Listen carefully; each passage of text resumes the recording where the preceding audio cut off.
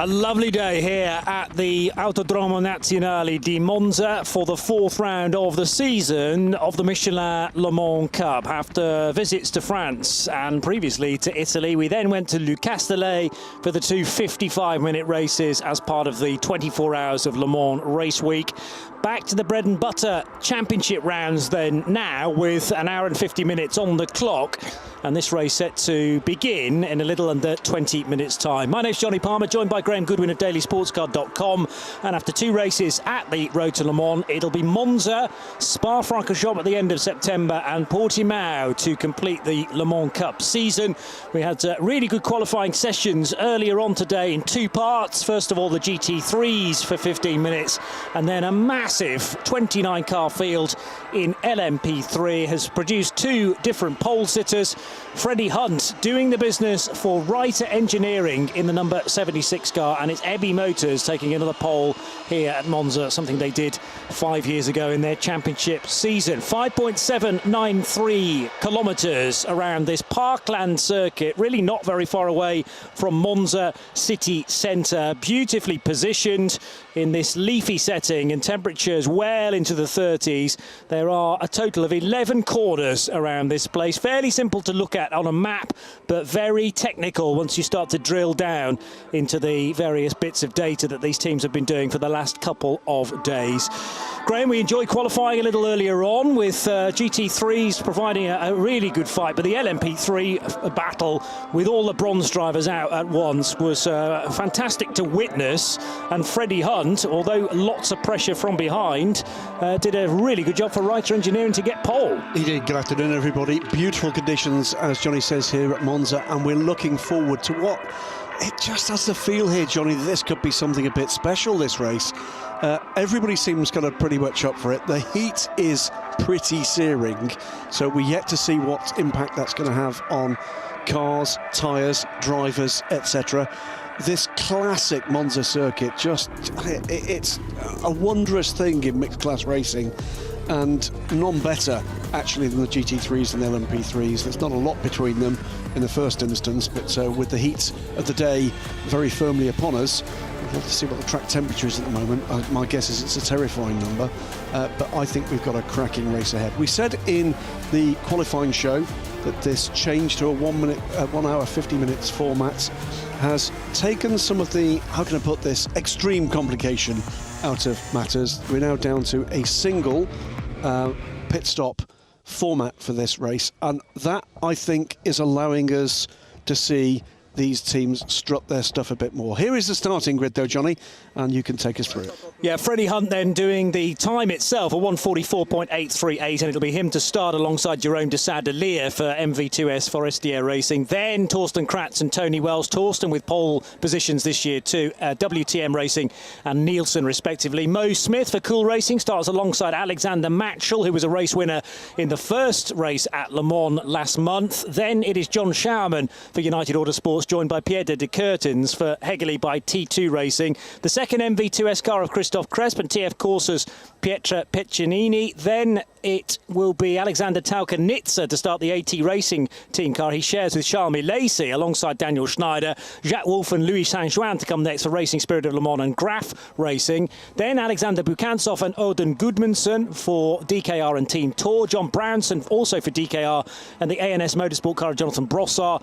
Team Virage, Alexandre Divon and Klaus Aberland for Fricadelli Racing. Mark Crader's Optimum Motorsport car alongside Steve Parrow in the Rinaldi Racing car. Andrew Haddon, never raced in the Michelin Le Mans Cup before. He joins United Autosports for this weekend alongside Rob Hodes for Team Virage. Then it is Andres Latour for United and Stefan Rupp for Graf Racing. 27th for 24/7 Motorsport and Andrew Ferguson to start. Valentino Catalano for RLR M Sport next. And then we find the GT3 cars. Ebby Motors, Emanuele Busnelli to start. Gustav Berg for GMB Motorsport number 44 ahead of his teammate Christian Poulsen in the 55 Honda NSX, and the Stephen Patrick Aston Martin for company. Gino Forgione for AF Corsa and their Ferrari alongside the third and final Honda NSX from GMB Motorsport and Lars Engelbrecht Pedersen. And finally Matt Bell from the back of the order, because the number 4 car appears not to have a time next to its name. So Yes, no time recorded for car number 4, the Nielsen Racing entry that Matt shares with John Melsom. So they're going to have to do it very much the hard way from 35th on the grid, Graham. Well, we'll have a quick look during this race to see why that was, whether or not that was a succession of track limits, whether or not it was an issue for the car, or whether or not there was some kind of penalty post-session. But either way, completely correct. It's going to be for Matt Bell, who will start that car. By the look of things, it'll be, well, we like to see this. On the odd occasion, we have some of these teams do roll out their pro driver at the start of the race. They're going to be hoping this race does not go into an early caution period. But if it doesn't, then actually watching Matt Bell's progress is going to be one of the highlights of the early part of this race. I fear that that decision's taken out of their hands because the car wasn't given a time, didn't get a time. So the faster driver has to start the car from the back of the field purely as a safety measure. We see that sometimes in ELMS as well, where a platinum or a gold is put in for the opening stint for the same reason. So yeah, not necessarily by design, but you never know. It might work for Nielsen Racing because they are against the grain, if you like, and the desired approach to this race, which would be to put in generally the slower, in inverted commas, driver in first and put the gun driver in for the second and final stint. Interesting story here with the 32 car with Daniel Schneider and Andy Merrick, and already confirmed that we will see Daniel Schneider in the ELMS LMP2 next year. One of what will be a 2-car attack again for the Yorkshire UK-based team. And looking set to be a couple of cars apiece in the WC and the ELMS in LMP2, with another Orica set to join the squad.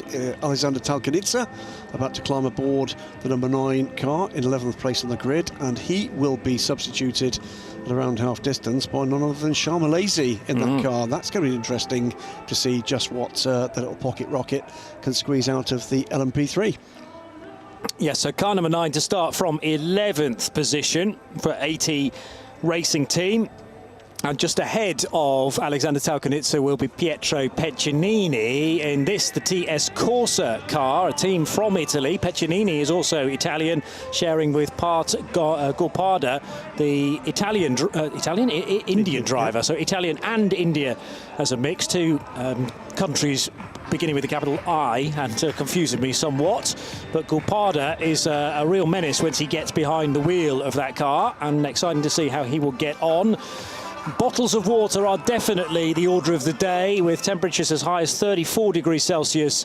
I think earlier on today it's just started to drop a little bit, but the track temperature will be retaining that heat. And for the ELMS teams and drivers, they have 37 degrees Celsius to look forward to as a maximum tomorrow. Christophe Cresp is the next driver that we will focus on for MV2S Forestier Racing, the sister car to the one that will start on the front row and alongside Freddie Hunt. But Christophe Cresp, who has run in the 24 Hours of Le Mans as well, so a name that is becoming more and more recognised within ACO Rules Racing. And this a very dramatic paint scheme for the Duquesne from Hegerly by T2 Racing, Graham. Yeah, a late addition to the full season entry, missed the first round, and Mark Basseng stepping in at Le Mans for the car that was started by Lars Kern, the Porsche factory test driver, and we saw Lars out last time out in Imola.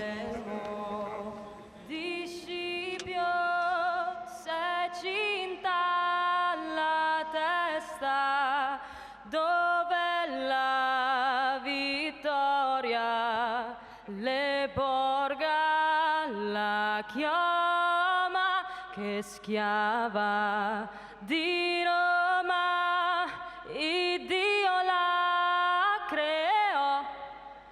Fratelli d'Italia, l'Italia s'è desta, dell'elmo di Scipio s'è cinta la testa. Dov'è la vittoria? Le porga la chioma che schiava di Roma, Iddio la creò.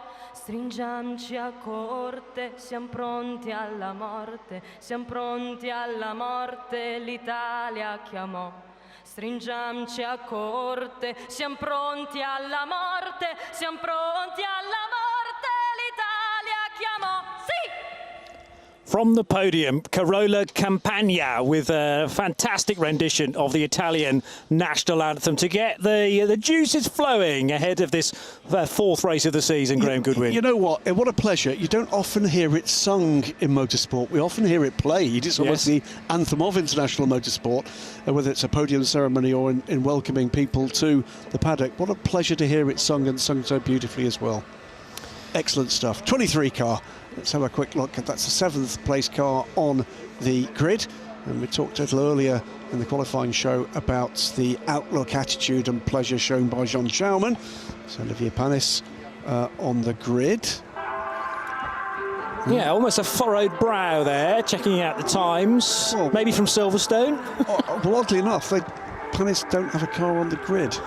He was drawn to his smartphone there. MV2S he was with there. OK, and the Tech 1 crew as well. One of the Tech 1 shirted mechanics, I notice, keeping an eye on something or other, but we're yet to start this race. About 8 and a bit minutes still to go from that. Alexander Matchell and Tom Dillman, who were race winners at Le Mans last month, and Dillman pursuing Mads Seilerhaug for much of his stint in the second race of the week, but couldn't get by.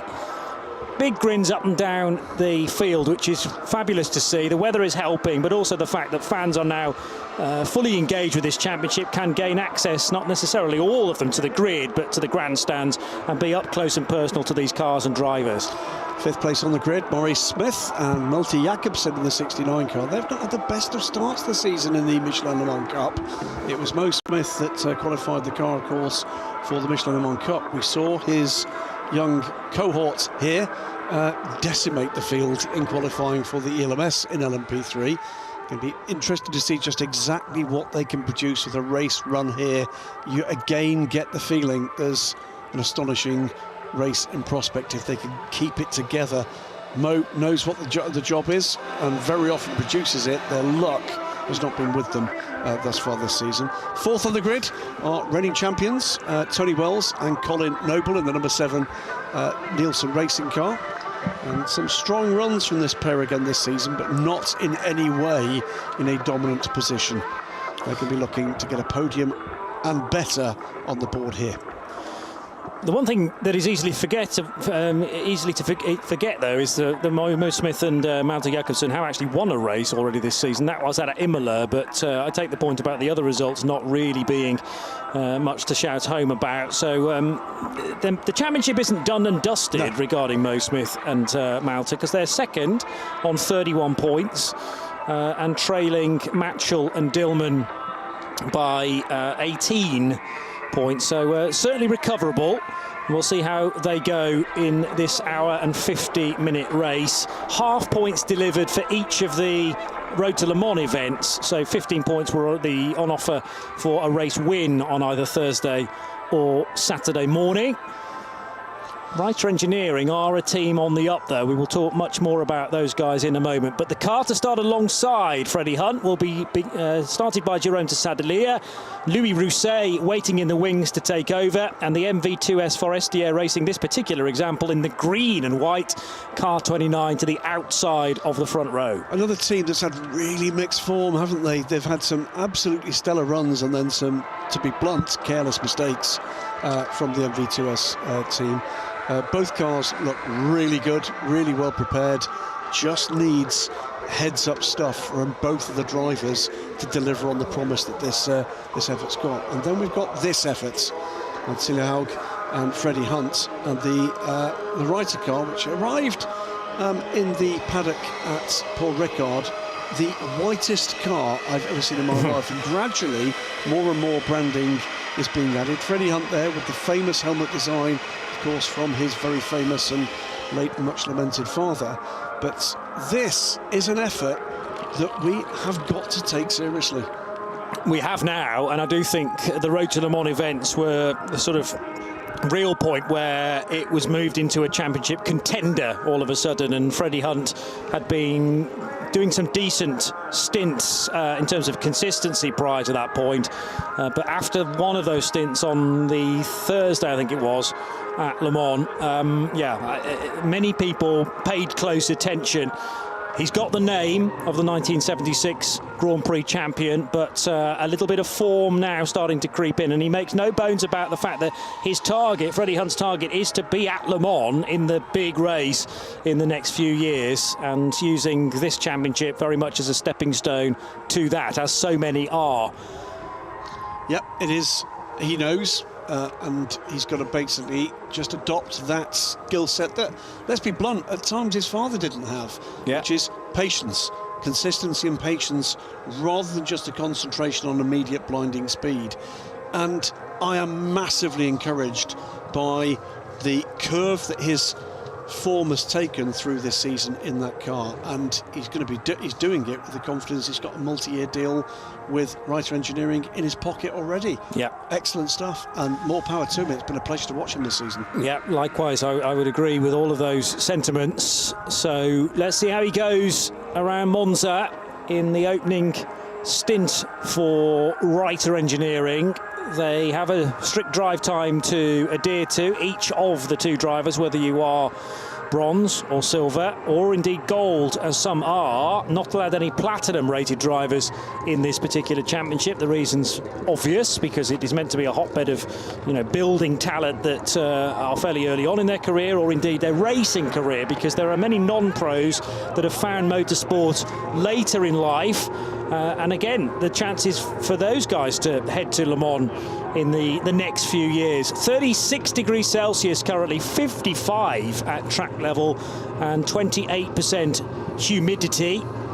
Very little chance of rain for the next 4 or 5 days in this part of Italy, and it's going to be an even warmer day tomorrow as well. But at some point you get the feeling the heavens will break, but thankfully away from this weekend. Could make the World Endurance Championship race weekend next time out, though. Rather interesting here at Monza. The green flag is waved. This is the formation lap then, ahead of a rolling start in another 5.7 kilometres time. One car a little tardy away was, I think, the just ahead of car 20 on the grid, which may well have been the 72 of Alexandre Divan. White and black? Yes, for Team Virage. Yeah. The new livery they revealed at Le Mans for the first time for that second car. But Yvon is now moving, posing a slight dilemma for Mark Crader. Do I overtake, or do I wait for Alexandre to engage first gear? Everybody, though, has now left the grid hatchings, the dummy grid, and will be single file initially, but as they work their way towards the Parabolica out of Ascari chicane, they will start to grid up then, side by side, 2 by 2, on the run then to the start-finish line. All the pace governed by the pace car, which is an Audi this weekend. We've run you through the grid, and the time difference, well, it was fairly convincing in the pocket of Freddie Hunt in the end. By half a second he outscored Jerome de Sadelier. Torsten Kratz doing a 1:45.730, and Tony Wells' time a 1:45.795. But many of the drivers we haven't yet seen in either qualifying, or we won't see in the first part of the race. The quicker drivers, generally speaking, the silvers and the golds, that will have had plenty of track time during free practice. But that is the beauty of their role in all of this, that very little running on a Saturday, you're chucked into the car, and all of a sudden you're in the race and you've got to do the business. And pretty much all of them are capable of turning up the wick when necessary. Here's a reminder of the order of the cars then. We'll whip through the grid on the graphics. There is Mo Smith, race winner at Imola, with teammate Malte Jakobsen. John Schaumann in the United Autosports number 7 alongside Pierre de Curtens for Hegeli. Christophe Cresp, after his run at the 24 Hours of Le Mans with CD Sport, he's back with regular crew MV2S now. Jacques Wolf for Racing Spirit of Le Mans. The 43 car has been there or thereabouts through the course of the year, finished second during the Road to Le Mans event midweek. Alexander Bukantsov, who ignored a red light earlier on today and had a penalty to soak up in the qualifying session when the red flag came out. Team Virage's Alexandre Yvon was a little tardy away, but is rolling now. Mark Crader and Steve Parrow will be on the 11th row. Andrew Haddon, his first ever Michelin Le Mans Cup race. Andros Latour, the Australian, for United Autosports. Valentino Catalano joins Andrew Ferguson in 27th and 28th. And then the front row in the GT3s, Emanuele Busnelli alongside Gustav Berg. So it is a Porsche Honda front row, Honda and Aston Martin to be found on the second row, ahead of the now lone Ferrari from AF Corsa alongside Lars Engelbrecht Pedersen in the third of three. Beautifully turned out GMB Motorsport Honda NSXs. Now, a further penalty, we think, for Nielsen Racing is not only they've got to start at the back of the grid, but they'll also have to start from the pit lane. I don't think that's a decision that's been made by the team, but we will have to try and work out that. If it is starting from the pit lane, it's likely that that car will not be able to join the race until a lap down either. Correct. Yeah, so rather than launch a car from the pit lane directly, potentially into an accident at turn one, it will have to be a full lap before Matt Bell can take the start of the race when things have calmed down a little bit.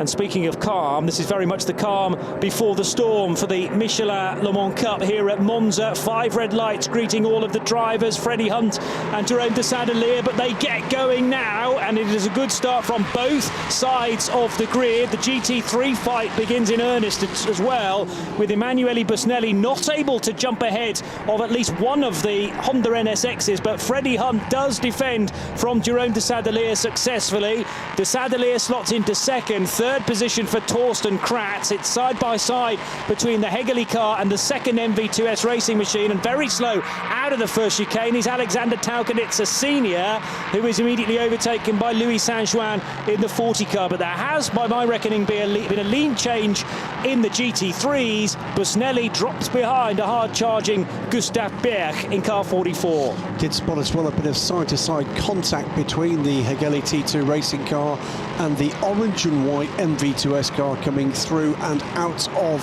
that first chicane, but both cars seem to be up to speed.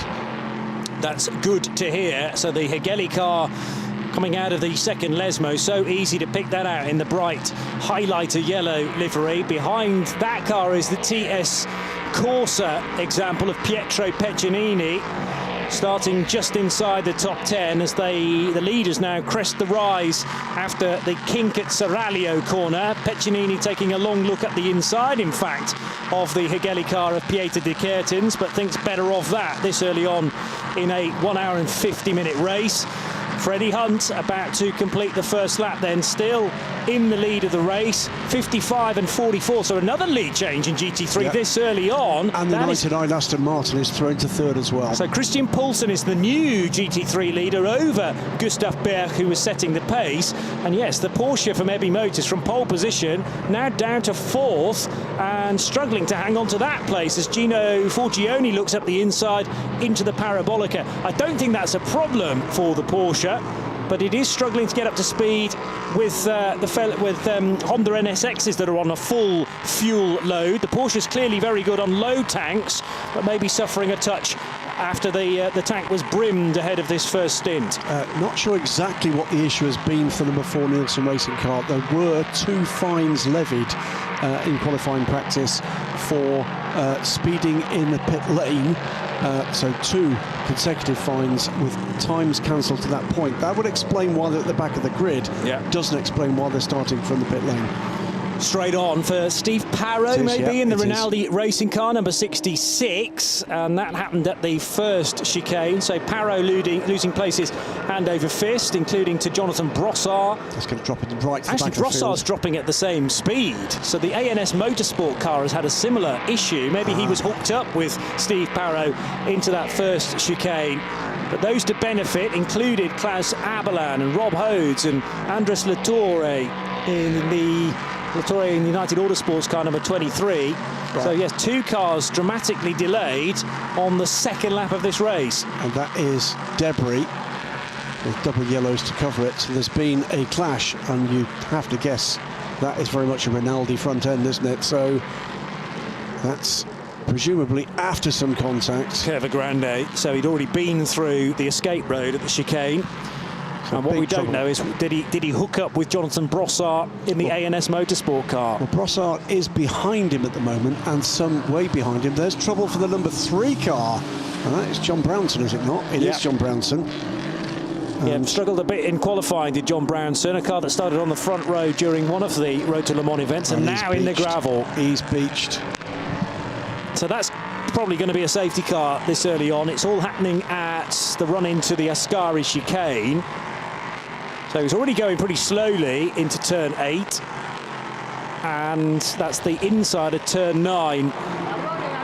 As there's a wave from the GMB Motorsport gang. 3 cars entered in this year's race. By the way, Bullet Racing up in second place. So it was a clash with, that is the 24/7 Motorsport car, I believe. Have to see that and that's again. It. In recovering, he's driven through and into the gravel trap. Yes, so there was an additional rotation, which John Brownson now, unfortunately, has ended up in the gravel and pretty deeply embedded as well. I was trying to work out whether that was Mark Crader in the number 20 Optimum Motorsport car or the 24/7 car, as you say, of Andrew Ferguson. Where is Mark Crader in the order? They're both in that sort of area, aren't they? Yeah, that's why it's tricky to know specifically which car was involved with John Brownson. Brownson's is more easily picked out with the bright orange colours of DKR Engineering. DKR so successful in this series. It is the safety car, has been scrambled. That's not a surprise. That will be pretty gutting for Freddie Hunt. Steve Parrott, by the way, has made it back to the pits. Hope for repairs. Well, minus at least one of the headlight pods that sits just in front of the front wheels. And they are modular, those front sections. So hopefully that can be easily replaced.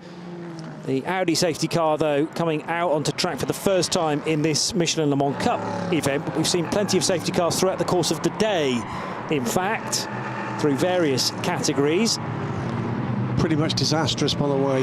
Not that it's going to matter at this stage for the Nielsen Racing number 4 car, because this, of course, is biting into Matt Beltine. Yes. He's already a lap down. But he did join the race from the pit lane to confirm. It's going to be a full front bodywork replacement for the Rinaldi car, by the way. With watching on a different screen you cannot see at home. There it is. A big chunk on the right-hand side out of the item that's been taken off. So that is now refitted, the clips put in place. Almost feels as if it's not all fitting together quite as accurately as it did at the start of the race, but that's always going to be the case. This is where the right side light pod departed then, taking a huge chunk of carbon fibre with it. The light pod, by the way, on that car is not modular. It is part of the full front bodywork that tore the floor out. So there's actually a tear there, is it? For sure. Okay. So you see there. Yeah, okay. Yeah. Very uneven tear line, so I'll take that. And the Duquesne is rejoining the race. So the contact, substantial actually, to do that much damage to the nose. And then the air just gets underneath it and rips the rest of what was remaining off the car. John Brownson being recovered to a place where let's hope he can rejoin this race. There have been no messages on the screen yet telling us that 66 was involved in an incident with another car. So it may just have been entirely coincidental that the ANS Motorsport car was also delayed to about the same degree for Jonathan Brossard. Immediately after the incident was behind that car. Yeah. So initially coming away from the incident, it was the Rinaldi car that escaped the point of whatever happened, or whatever things, plural, happened earlier. And the fact that we've seen there was damage to the front front corner of the Duquesne seems to indicate there might well have been contact with something, whether or not that was a barrier, whether or not that was one of the tyre barriers that prevent the cars running straight on to rejoin, or whether or not it was another car. We'll find out soon enough. I think the blocks are simply polystyrene, so you wouldn't have expected those to have done that much damage to Steve Parrot's, the nose of Steve Parrot's car. So we're soon going to find out whether or not John Brownson can drive away from this. I think the answer is he probably can. He'll want to be doing plenty of zigzagging before he gets to the racing line, though, to try and shake as many stones loose as possible, because what the marshals and the race officials will not want is the exit of Ascari littered with debris. But they will allow, by the looks of things, John Brownson the opportunity to rejoin the race. It's in there in the background. And he is already 1 lap down. Yeah. More than that, probably now. But the 3 car is rolling again and spewing gravel out of the rear. But John's trying to stay off the racing line as much as possible. There's some damage to the rear left because a part of the bodywork is protruding outwards there, I noticed. New tyres being readied at DKR Engineering, a new set of Michelins. It's Kendi, the team owner. Doesn't look right, does it? No. But are both bullets still intact at the back? Yes, so the cheese wedge-shaped carbon fibre boxes are there. There's not a lot of damage on it. It's possibly just, you know what, it's very dusty. Yeah, there's something about the front end when they lifted the car, and I couldn't really put my finger on it, that something didn't look to be quite as it should be. Well, the tail end damage should just be taped up, or can be just taped up, so that will be fine. And I speak about the bullets because they have to be present on the car throughout the race, and certainly at the end of it. Cars 66, 6 and 13 is the incident at turn 1. 66 is the Rinaldi racing car, the 6 is the A&S Motorsport car, and the 13 is the Hegeli by T2 racing car. Which was nowhere near those two at the start of the race. 17-13, that will actually have been the start of the 2nd lap, I would think. Safety car is going to come in this lap, but as for Hegeli, are they still...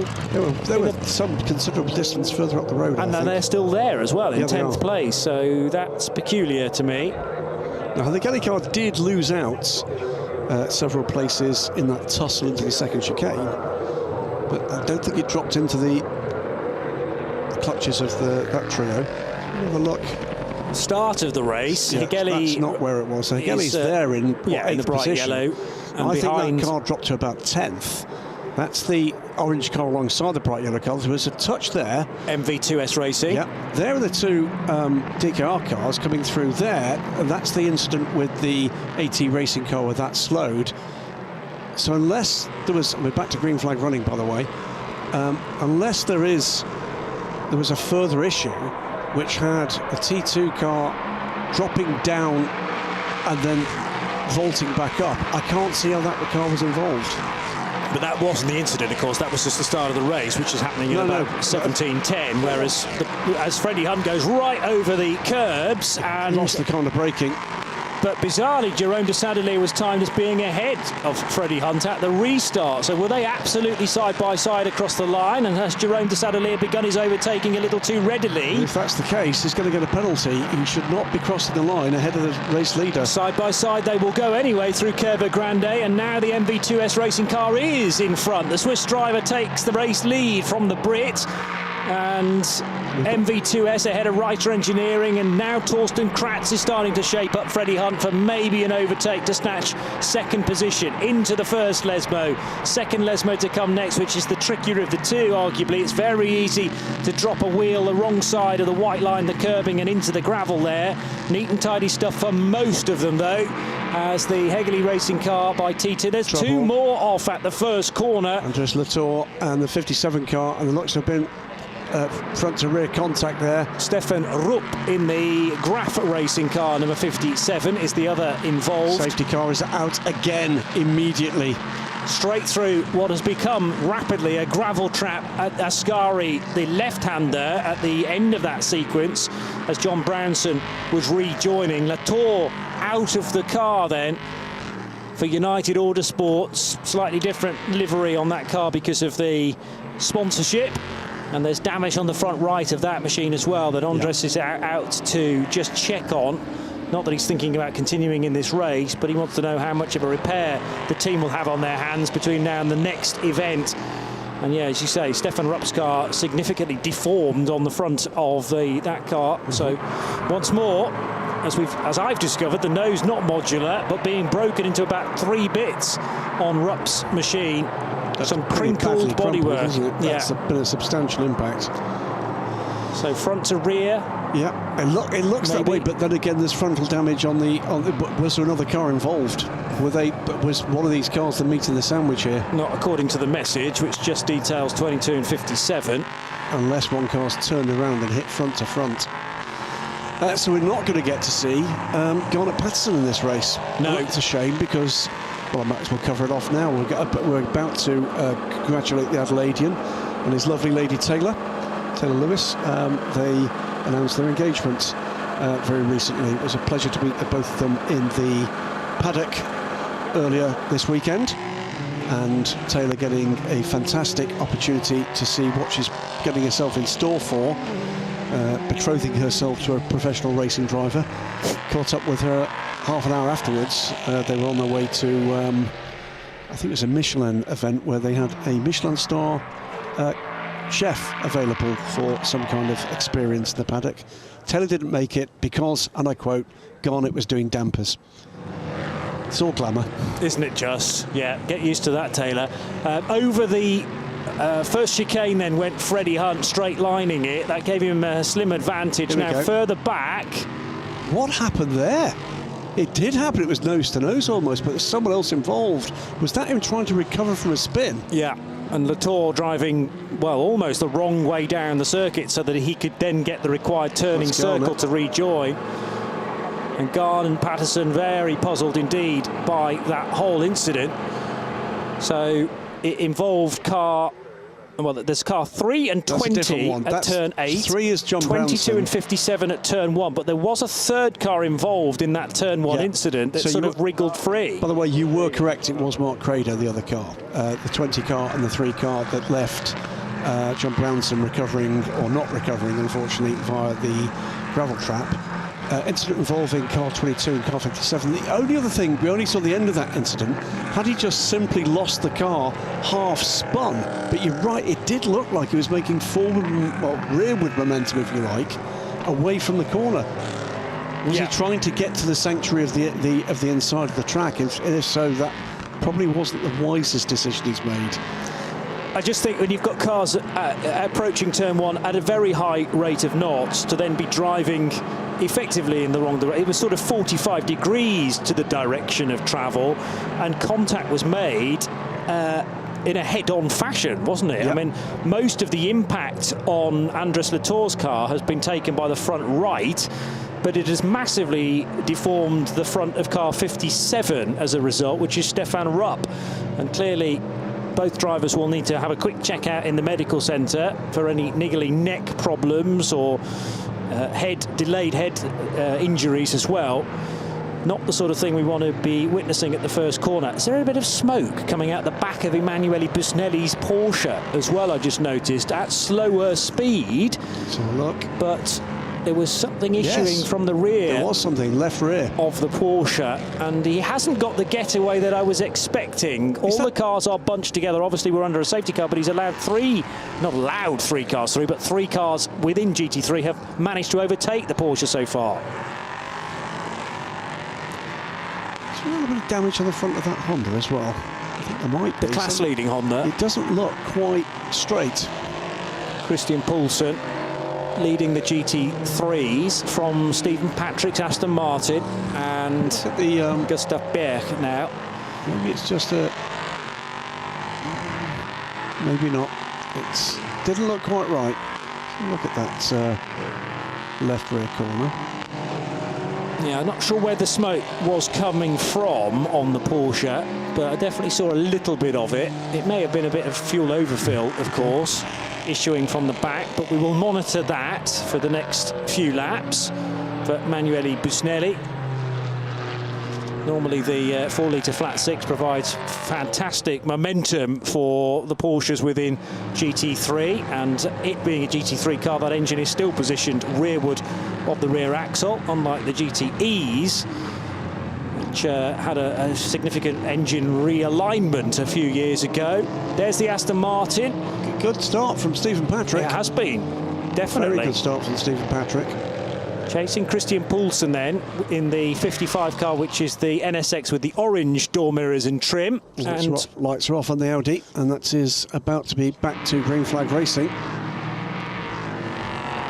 So down The reasonably long straight between Ascari chicane and the Parabolica will come race leader Jerome de Sadelier ahead of Freddie Hunt. We haven't had a message yet about the restart out of the first safety car, but definitely car 29 was timed to be ahead of the 76 at the first restart, which got Graham and I scratching our heads a little bit. There's a little bit of a mix-up at the first chicane, which saw Freddie Hunt go green flag racing now. So Freddie Hunt regain and then lose the lead. Sadelier it is that gets the hammer down this time. It's neat and tidy behind for the moment. So if it stays that way into and through the first chicane. So down the inside of Torsten Kratz, maybe thought about it, didn't they? The Nielsen racing car of Tony Wells, that was. And tucked in behind Tony is Maurice Smith. A spin for Hegerle, though, and that was maybe an assisted spin, Graham. Looks if it was. So that's Pietro de Curtins. Now, who was behind de Curtins in the sequence? Pietro Peccinini's TS Corsa car, which might have had an impact in that, or a helping hand, should we say. Daniel Schneider as well. He's got the car away. Is the damage on the right-hand side? Nothing you can see from this angle. Not necessarily so. I wasn't saying that Schneider was involved in that, but he was the next in the sequence behind Peccinini. We'll check on which cars were involved in a moment or two. There's been an awful lot happening in the opening 20 minutes of this. 2 safety cars already, and the MV2S Forestier racing car of Jerome de Sadelier leaves the second Lesmo through the kink at Serralio and down the dip underneath the bridge to re-emerge into the sunshine at Ascari. First and second, making a bit of a break away from Torsten Kratz, the car that he shares with Leo Weiss. Meanwhile, side by side, that was Matt Bell recovering some ground. That's, by the way, that's the Aston Martin dropping back. It's dropped 2 places. Matt Bell, by the way, just looking, that is not yet passes for position, of course. That is him unlapping himself from these cars. Yes. Yeah, so not going to gain any places until he does this the second time around, effectively, after joining the race a lap down. I'm encouraged by this pace from the Ebby Motors Porsche, though, much more like it, and therefore we shouldn't need to worry too much about the smoke that I was maybe even imagining from the back of the Porsche. Rear wing being highly stressed down the long straight and into the Parabolica, wobbling from left to right. Now to the inside, car 10. This is Alexander Matchell trying to shape up Mo Smith for an overtake. And now there's going to be no further action regarding Freddie Hunt. That would have been for the run across the infield at turn 1. Yes, deemed as therefore not gaining an advantage in doing so, just an honest mistake. Double yellow again at turn 1. So try and work out which cars have been delayed there, but there are many other difficulties and potential penalties that race control are dealing with. Good to have one struck off the list as far as they're concerned, though, with an NFA for Freddie Hunt. And he continues to try and at least stick with Jerome de Sadelier, and ideally for him fashion an overtaking opportunity. Well, he's got the fastest first sector of the race, Freddie Hunt. He's not given this one up, has he? Mark Crader now carrying damage, and that's surely a scar from the contact with the John Brownson machine earlier on, or is that related to what's happened at turn 1 just now? Because we did have yellow flags a moment or two ago, remember? That's significant damage. Yeah. And it's actually, I think, the wrong side of the car if it was the John Brownson incident. So Crader now sitting right in the middle of the road. Tries to get out of the way there, I think, more than anything else.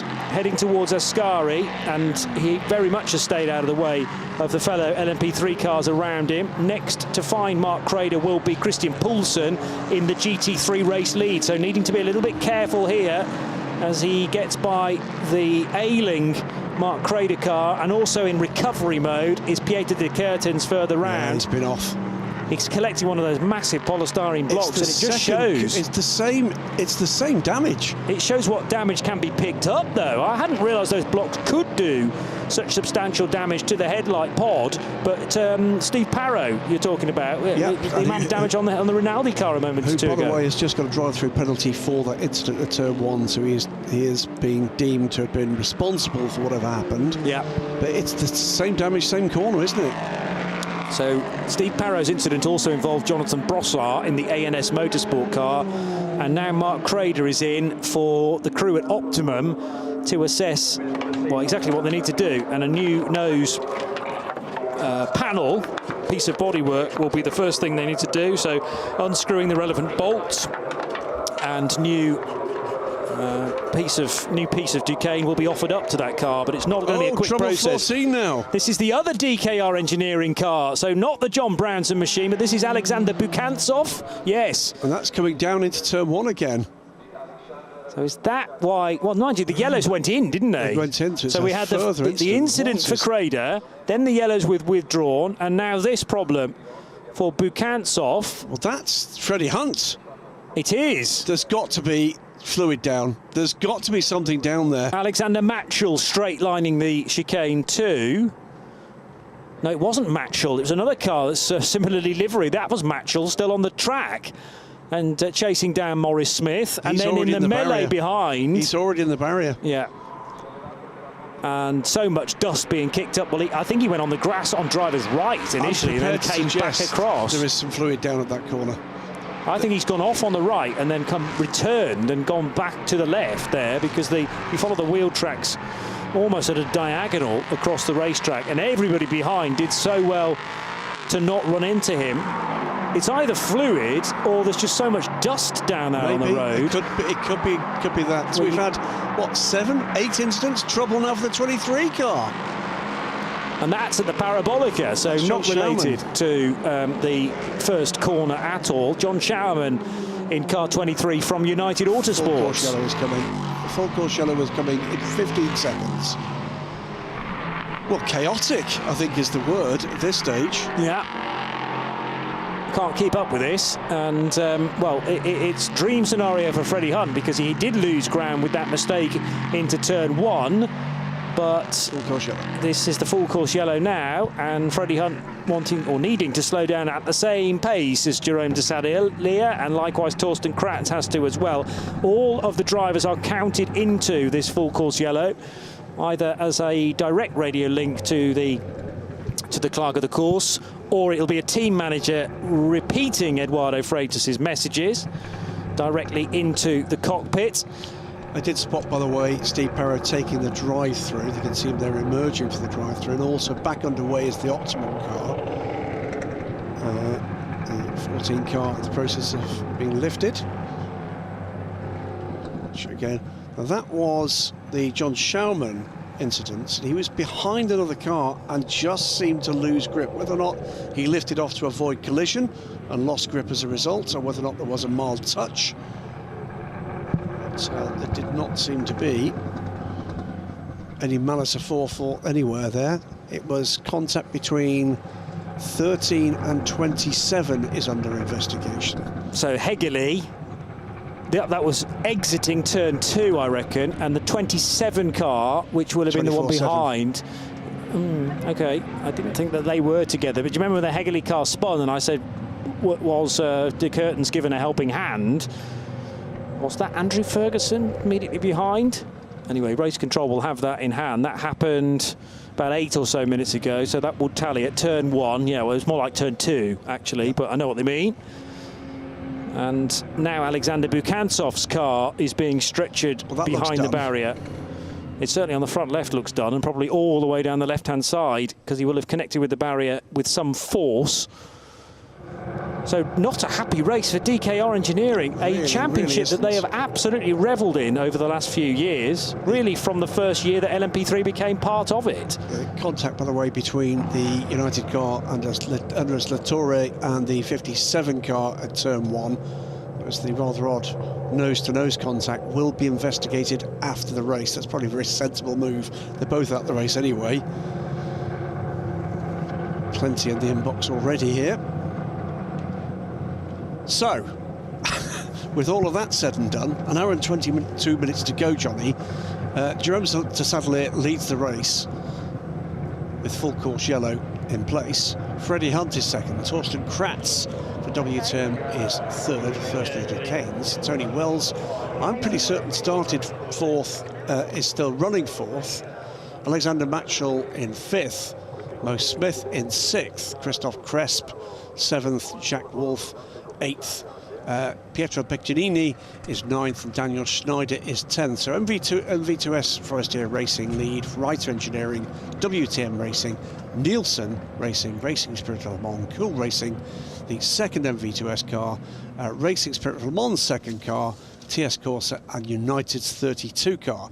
In GT3, it is the GMB Motorsport number 55 car that leads with Christian Poulsen into the top 20 as a result of the, not quite going to say carnage, but significant attrition in the LMP3 field. And then you've got an LMP3 car between him and the second place car in GT3. And we're going to go back to Green Flag Racing shortly. EV Motors in the hands of Emanuele Basnelli is second. Then a further LMP3 car between the Porsche from EV Motors and the second GMB Racing, GMB Motorsport, my apologies, Honda. That runs third. Then the Bullet Racing, Aston, AF Corsa 61 Ferrari, and the final runner in GT3 is the third GMB Racing Honda. Force of habit, me mentioning Eduardo Freitas, he's busy, I'm sure, on duty at Silverstone. We're not getting race control radio at the moment, but it is Faes Ramsey Faes. Thanks to Jeff Carter for confirmation of that. I had been avoiding mentioning names, and then I let it slip just by saying the race director up until this point. But it is the Bahraini clerk of the course, who's been the deputy race director for a number of events with Eduardo in the last couple of years as well. But we always knew that Faes Ramsey Faes would be taking duties as the top person for a few times this season, with Eduardo's clashing duties elsewhere. I think I'm right. Eduardo is back for the final race of this season. That the races up until Portimao, we will have our Bahraini friend in the big chair. Excellent. Well, that fits, doesn't it? Because Eduardo is Portuguese after all. And on the Sunday night, he's kept that quiet. You know. Sunday night after all the racing, there's a lot of port to drink, generally speaking. So he wouldn't want to miss out on that. Drive-through penalty, by the way, for the number 20 car. That is the Optimum car, already delayed with the repair required. Look at all the dust on the offline, Graham. Yeah, so absolutely. I think that's what's making everyone slip and slide and all over the place. The marshals would have detected some fluid down if that was the problem, but it's just gravel or dust or dirt. And Freddie Hunt very nearly got into it there. That gap, though. The gap the first two have got over the chasing Torsten Kratz is huge. Massive, isn't it? It's 3.5 seconds at this point, and Freddie Hunt not giving Jerome de Stade-Delire any peace whatsoever. Yeah, so dominant display so far from Jerome de Stade-Delire and Freddie Hunt for MV2S Racing and Reiter Engineering. But we're going to head into the world of United Autosports now as Freddie Hunt goes off the road. But here's Hayley Edmonds. Yeah, so I'm joined here by Wayne. I'm joined here by... So in fact, just as we cover Freddie Hunt's moment there, he has lost ground, still in second place, unbelievably. Now we can get that update from Hayley. I'm joined by Wayne Boyd in the United Autosports Garage. I mean, Wayne, there's so much has been going on in the past 40 minutes of this race. We saw what happened with John. I mean, you know, it's just a minor fault, but does it not put a driver off kilt, if you will, when there's so much drama on the track in a race? Yeah, it's definitely difficult to manage sometimes. There's a hell of a lot going on in this race, a lot more than usual. I don't know whether it's just the extreme track temperatures that we're having or what's going on, but yeah, John just had an unfortunate incident at the last corner. Real shame. He was driving so well this weekend, and obviously with the race being so short, it just doesn't give us much time to recover from there. But yeah, interesting race. Absolutely. Thank you very much. Thank you. Ulsterman Wayne Boyd putting a brave face on the situation. He'll still get on board that car a little bit later on after the error then, and he's got a busy weekend to look forward to tomorrow too in the ELMS. So Freddie Hunt coming through the second Lesmo and just pushing a bit too hard on the exit. I think all four wheels in the gravel, and talk about a bucking Bronco style there. I mean, there were some massive divots that he was able to just about drive through, but has scooped up a load of gravel into the nose of that car. Optimistic moment here for the race leader. Those caught Mark Crader, who's completed his penalty, drive-through penalty, and not by the Optimum car yet. Is this going to give Freddie Hunt a chance to make up some of that, 2.5, nearly 3 seconds he lost to that bit of rallycross. Craig allows the leader through now. Here comes Freddie Hunt. Not going to do his tyres any good either, is it? But, that was a dramatic moment, but did not lose second position, remarkably. Yeah, well, Torsten Kratz was a long way back. That was the benefit of what a great start both Jerome de Sadelier and Freddie Hunt had got, that there was a little bit of wriggle room and insurance policy therefore. Mark Crader's car looking brand spanking new again, with a new nose section been fitted, but that car now going a lap down with Jerome de Sadelier skipping by, and Freddie Hunt running in second position with the headlights ablaze on the second of the Ligiers. Third position in the hands of a Duquesne, and that of Torsten Kratz, with Tony Wells a bit further down the road in car number 7 for Nielsen Racing. Yeah, pretty static, those gaps behind. The dramas have been all about the midfield behind the top 4 or 5, and indeed for the lead battle. It's been interrupted for a little wee while. It is the 55 car that leads GT3, and leads now by a distance, 13 seconds, the gap at the moment that Christian Poulsen has got over Emanuele Busnelli. And Gustav Birch is right there in the second of the Hondas with the Porsche, under 2 seconds back. So at the moment, a Honda 55, look at this, it's the length of the start-finish straight. There, you can just see the second place Porsche coming out the final turn as the Honda is in the braking zone for turn 1.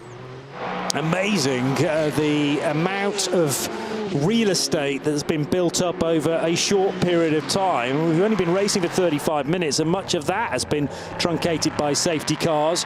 GT3 being led by the Christian Poulsen-driven 55 car for the GMB Motorsport crew, with their 3 Hondas in the race, but Emanuele Busnelli, having dropped back to 4th, has climbed back up to 2nd position now, and ahead of Gustav Berg, with Stephen Patrick's Aston Martin running in 4th position.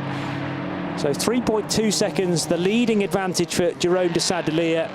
But Poulsen, yes, with this dominance and the cushion of an ANS Motorsport, Jonathan Brossard-driven car between the GT3 leader and the second place car. And this is in a race we've had 2 safety cars in, by the way, to compress the field. That's pretty substantial pace being shown then for Christian Poulsen. Fastest lap of the race, by the way, just goes to Matt Bell as he tries to pull back further ground on this field in the time he's still got available to him. He's now under a minute back, by the way, from the final GT3 car in the field. A number of cars that had delays that have dropped behind him. He's not going to be a force in here. In fact, here he is in the middle of this, at the back of this group of 4 LMP3 cars. It's the 4 car, the final in that train.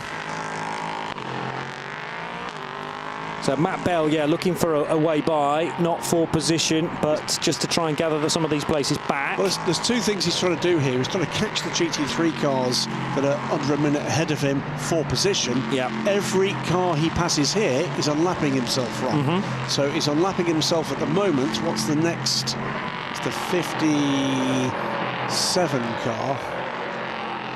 Apologies, the 53 car, is it? It is. So he's unlapping himself now from the 8th place car. That is good progress from Matt Bell, you know. And we shouldn't be surprised by that after the years that he's been attacking so well in the Michelin Le Mans Cup and indeed the European Le Mans Series. He will be able to put out of his mind the fact that they've had to start from the back of the grid and a lap down. This is just a standard race for him, and looking to try and get by as quickly as possible. No, he'll be good and pumped up. He most certainly will. Yeah, but he's good and pumped up for every event, I would say. You know, there's very little room to the ceiling there for Matt Bell before the start of a race. And it's the beauty of, you know, professional sports person that Matt is, that you cannot get distracted by this individual scenario there at the back of the grid, because if you do, you'll chuck the car off the road. You've got to just forget about that and charge as hard as possible. And if he, I mean, do you think he could actually get in front of most of these cars to at least unlap himself? And then if there's another safety car, He quids in. Oh, it's a very sideways again, catching the dirt and a little bit of grass there was the 53 car, I noticed, in the braking area. That could have gone a lot worse than it eventually did. So Valentino Catalano on the ragged edge. Just caught the grass creep, didn't he? Yeah. Squeezed a little bit. Rather unexpected message on our timing screens. Starting procedures of car 76 under investigation. That's right engineering. Yeah, from pole position. So what have they just spotted? Good question. And it's not a restart. Yeah, starting, not restarting, because there was the slight question mark about the Sadalia's overtake, as very sideways indeed for Klaus Aberlan, who then comes back across the road, and thankfully there was clear road for him to do that, because he could very easily have side-slapped another car, which was the Team Virage machine not very far away of Rob Hodes, but Klaus Aberlan mops that up. He will have caught the sausage curb, which won't have done his suspension too many favours either, stressing the hubs on the left-hand side of his car. It should be something they sponsor, really, shouldn't it, Fricadelli, those sausage curbs? That's a really good tie-in. You should go and suggest that. I think we should. There's a bit of branding on that. Yeah. Should mention, by the way, Fricadelli, a very well-known supplier of pork-based products. In Germany mainly, well, all around the world probably, but when you go to the Nürburgring, you can get hold of a Fricadelli very easily indeed for the 24-hour race there. Klaus Aberlan's competed in that many times over. Now a good run for car 53 of Valentino Catalano on the MV2S racing car of Christophe Cresp, the second of the Forestier Racing entries, and I think the game is up for Christophe Cresp, at least for the time being, because Catalano is through. Just needs to keep things neat and tidy on the exit, and that will be 7th place for the RLRM Sport car. Yeah, it's going to be our racing reverend, whose voice you'll have heard for the Road to Le Mans races at Le Mans. Simon Butler will be in that car pretty shortly, in fact, for his start to the season. He's doing the second half of the Michelin Le Mans Cup. His friend Martin Rich filled that seat for the opening 3 events. And Catalano opening up a gap now on Christophe Cresp. So just to show that Valentino was being held up a little bit by the number 28 car. A couple of seconds ago, the Aston Martin went for a spin of Stephen Patrick and came right across the bows of Steve Parrow in the Rinaldi racing car, the repaired number 66. Now, did Patrick get out of that gravel track? The yellows have been withdrawn. Looks like he did. At the second chicane, so he did very well, actually. Tippy-toed his way through it. Yeah, so easy to bury the rear wheels of that Aston Martin, or any car indeed, into the gravel trap. But no yellows being displayed there at the Della Rogers chicane as Christian Poulsen arrives, the GT3 class leader, and then some. Yeah, so that has dropped the Aston Martin, by the way, to the back of the GT3 field.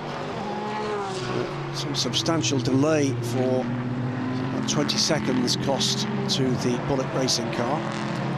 Matt Bell up to his usual antics. 2 absolute best sector times on that lap, and a new fastest lap of the race, a 1:45.6. Well, to report it for what it's worth, he's now 21 seconds behind Stephen Patrick, who is the final runner in GT3 for position, and that would be position 28, having started a lap down. Yep.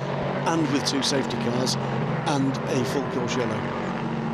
So he is working his way up the order, slowly but surely. Also good speed that time around from 1 or 2 in the midfield, including Catalano, the car that we were concentrating on a moment or 2 ago. Daniel Schneider with a PB, and Klaus Aberlan, the car just tucked in behind Rob Hodes. So despite the off-track moment a couple of laps ago for the German driver, that battle for 15th and 16th is well and truly alight. Yeah, it's a much better run through, certainly not his first. Out of Curva Grande and into the second chicane. Hodes under pressure. The car up ahead of them, Auden Gudmundsson for Team Tour. About 8 seconds to the good, and also trying to recover Pieter de Curtins, although he dropped a couple of wheels in the gravel again there on the exit of the second chicane. Here comes Aberlan, better run through Lesmo 1, couldn't quite, took the car underneath though at Lesmo 2, and probably thought better of a situation emerging there with a car on your outside as you approach the Lesmos. better to get a good run towards the parabolica and either get it done just before that corner or indeed on the run out of it across the start-finish line. Christophe Cresp heading through the parabolica now, and behind him is Jacques Wolf in the second of the two Racing Spirit of Le Mans cars. So that's car number 43, Jacques Wolf sharing again with Josh Skelton, who is gold rated these days. And let's hope that Josh is able to get the full stint done. Some of his driving time was compromised during Le Mans week with those two separate races. Yes, indeed. And a bit of a stumble getting through that chicane there from it's the Graf Racing car, isn't it? It is the 40 car, the Saint-Jean. Bogged down a little as he tried to get the power back in. Full trouble there for pulling off the MV2S car. I thought it just misjudged his line and backed out of it, but no, the 28 car has just died underneath him as he came through the chicane. Very lucky not to be clobbered at the rear end by, was that the 40 car? I think it was. Not a happy place to be sitting, though, for Christophe Sorry, the Cresp. 43 car, Jacques Wolf it was. Jacques Wolf tucked in behind. There's been some contact, though, because the bullet... That might have been as a result of that.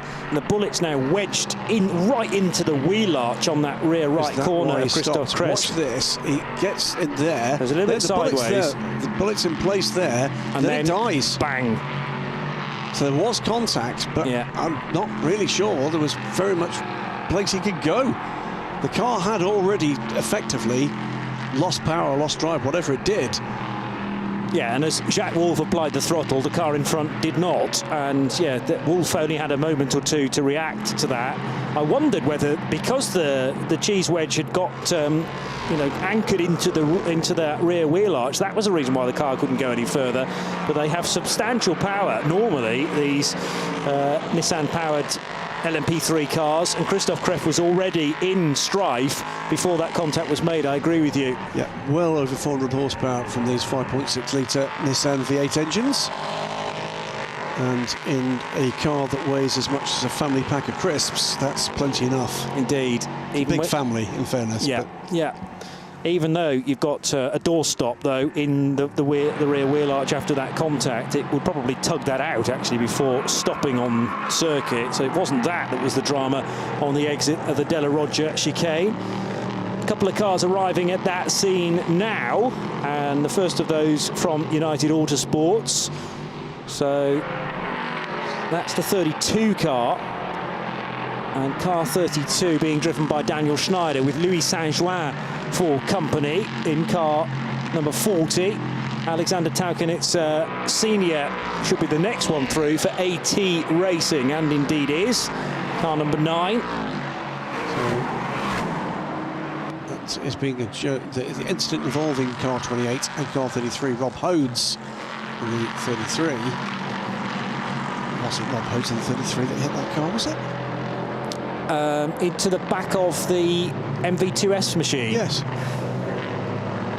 I thought it was Jacques Wolf. So I thought it was Jacques Wolf in car 43, I have to say. So 43 rather than 33. Yeah, that's just a little typo. Yeah.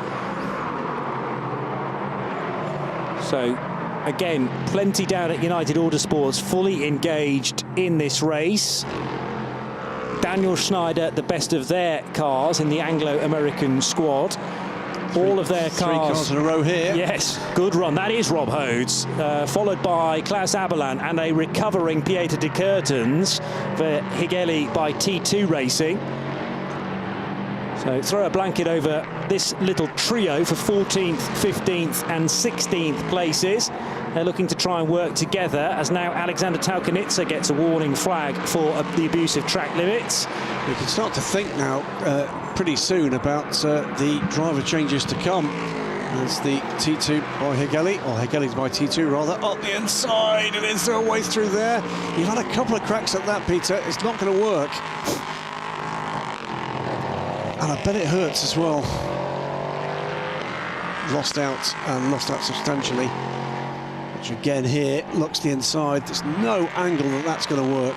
Lucky he didn't catch Rob Hodes as well, actually, there. Over the sausage curb, and then over the curb to rejoin. And off again. Yeah, so really struggling now, whether that is to do with tyres excessively worn through trying to brake as late as possible, or just getting out of your stride, which is very easily done as well. You make one mistake which can lead to another quite quickly. So Pieter de Kertens losing some momentum and losing 1 or 2 places as well. We are now into the bit of the race which is available for a pit stop, all governed by drive time these days rather than a strict pit window that has to open and close. Right, well, 3 GT cars have already taken that opportunity, as has Christoph Cresp in the 28 MV2S car. So the 55 car that led the race, Christian Poulsen's in the pits. So is the EB Motors car from Emanuele Busnelli. And so is the 61 car from AF Corsa. So we're about to see Andrea Montemini enter proceedings aboard that car. Fabio Babini will be aboard the 46 car. 55 car came in substantially ahead of all of them and should therefore leave ahead of all of them, but didn't. And I think that might be because the AF Corsa car, without our view, possibly stopped a lap earlier.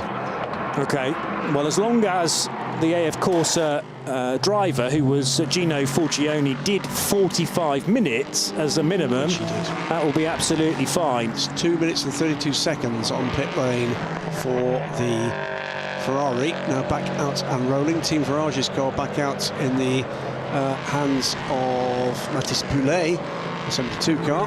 That rejoins after the pit stop. That's again a 2 minutes and 32 seconds stop. Oh, trouble for the Aston Martin this time. He's not been able to drive it out. That car absolutely covered in dust. It's still Stephen Patrick aboard. Yes. Would have been likely on his end lap. So that's the second Lesmo. No, it's the first Lesmo, so I am very much mistaken.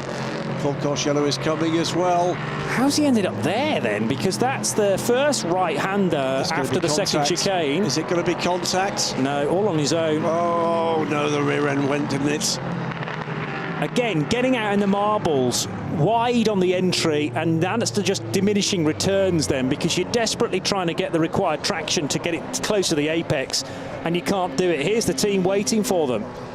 And this, by the way, is going to hand a massive advantage to teams that haven't stopped.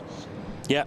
Because they can now get in under full Corsiello, and that means for the 55 G&B Motorsport car and EB Motors, that's pretty much a disaster.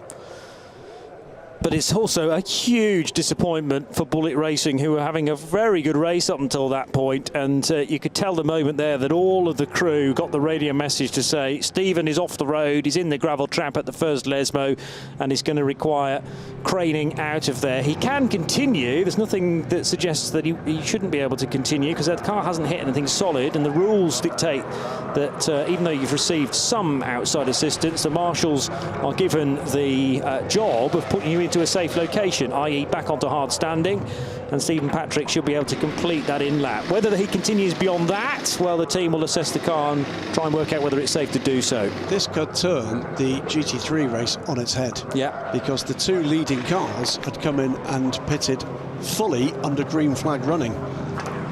And now all of a sudden, those GT3 cars that haven't yet made a pit stop are doing so with their rivals restricted to 80 kilometers per hour. So a massive advantage to those cars that hadn't yet made their pit stop. You only have to do one, and as long as each of your drivers does a minimum of 45 minutes, they are all perfectly legal. Higeli's car comes down pit road for Pieter de Kertens to switch over in the number 13 machine to Mark Basseng, no less. Nielsen Racing, number 7 in with Tony Wells. He'll hand over to Colin Noble. Who else is in amongst this lot? Odin Gudmundsson is in. Michael Markussen will be aboard that car. Rob Hodes is in. Peter de Kertens already mentioned. Andrew Ferguson is in. Jack Wolf is in. At the moment, none of the leading pack have come in, and that's because they're still making their way back to the pits. Could this be the saving grace for those that are already stopped? There looked to be a mechanic with a significant limp there at the 88 crew. I hope there hasn't been an incident as the car came in. So, the wheel goes loose, and and ran over his Clobbers foot. I think he had his foot run over. There you go. So that's the guy that I saw really hobbling away from the 88 machine. And that is the incident, a horrible thing to witness down in pit road. Let's hope that it's not too bad of an injury. You can see the forces involved there, by the way. Massively so, yeah. Not just with the reaction of the human being involved, but look at what happened to the wheel. It's very lucky that didn't hit anybody else in the pit lane. Well, I'm not sure that it didn't, actually, because it went out of frame. And the camera then did not pan to the left, I think quite rightly so. But, yeah, let's hope that the neighbouring teams were not affected by that too. Because you mind your own business very often, looking at your car if it's not due for a pit stop, and then all of a sudden you think about the forces that are involved with the weight of a wheel when it's just on the ground, but then when it's got momentum like that, horrible to witness, as I say. Well, we saw, didn't we, fairly recently, the most bizarre incident involving, of all things, a wheel nut in an WeatherTech Sports Car Championship race, which flew off the wheel gun, then ran forwards rather along the pit lane, hit an airline, bounced off the car and went through the radiator, through the radiator of the Porsche ahead, and put that car out the race. Wow. A wheel nut. Unbelievable. Yeah, but you know, you start spinning a wheel nut at the revolutions that they get up to inside a wheel gun. Basically, that's what it is. Yeah. So in comes the 44 car. This is why pit lanes are such dangerous places to be, and why the protective equipment that everybody wears, the helmets, the visors, the fire suits, yeah, they are all necessary. It's, you know, it is that are there, but for the grace of God go I. I can vividly remember some years ago with a Le Mans Series race here. That appears to be, I think, and again, so close, isn't it? That was the 32 car coming in, and hopefully Daniel Schneider knew. I think that's a doctor coming to see the mechanic. Yeah. And it was almost collected by a car themselves. Indeed, and the doctor thankfully had somebody either from the team or, you know, an assistant. And the drivers in the cars can sort of work out what's going on, and they will say, oh yeah, I'd seen those people and I was deliberately driving round them. But the people they are driving round aren't necessarily aware. But that's the dangerous nature of a pit lane, particularly during a full course yellow, where everybody's trying to do their pit stops as quickly as possible. So that was Daniel Schneider coming in the 32 car to be handing over to Andy Merrick, somebody who's also going to be mighty in this second stint. Oh, yeah. GMB Motorsport, though, leads the class. Let's get down to that team now with Haley Edmonds.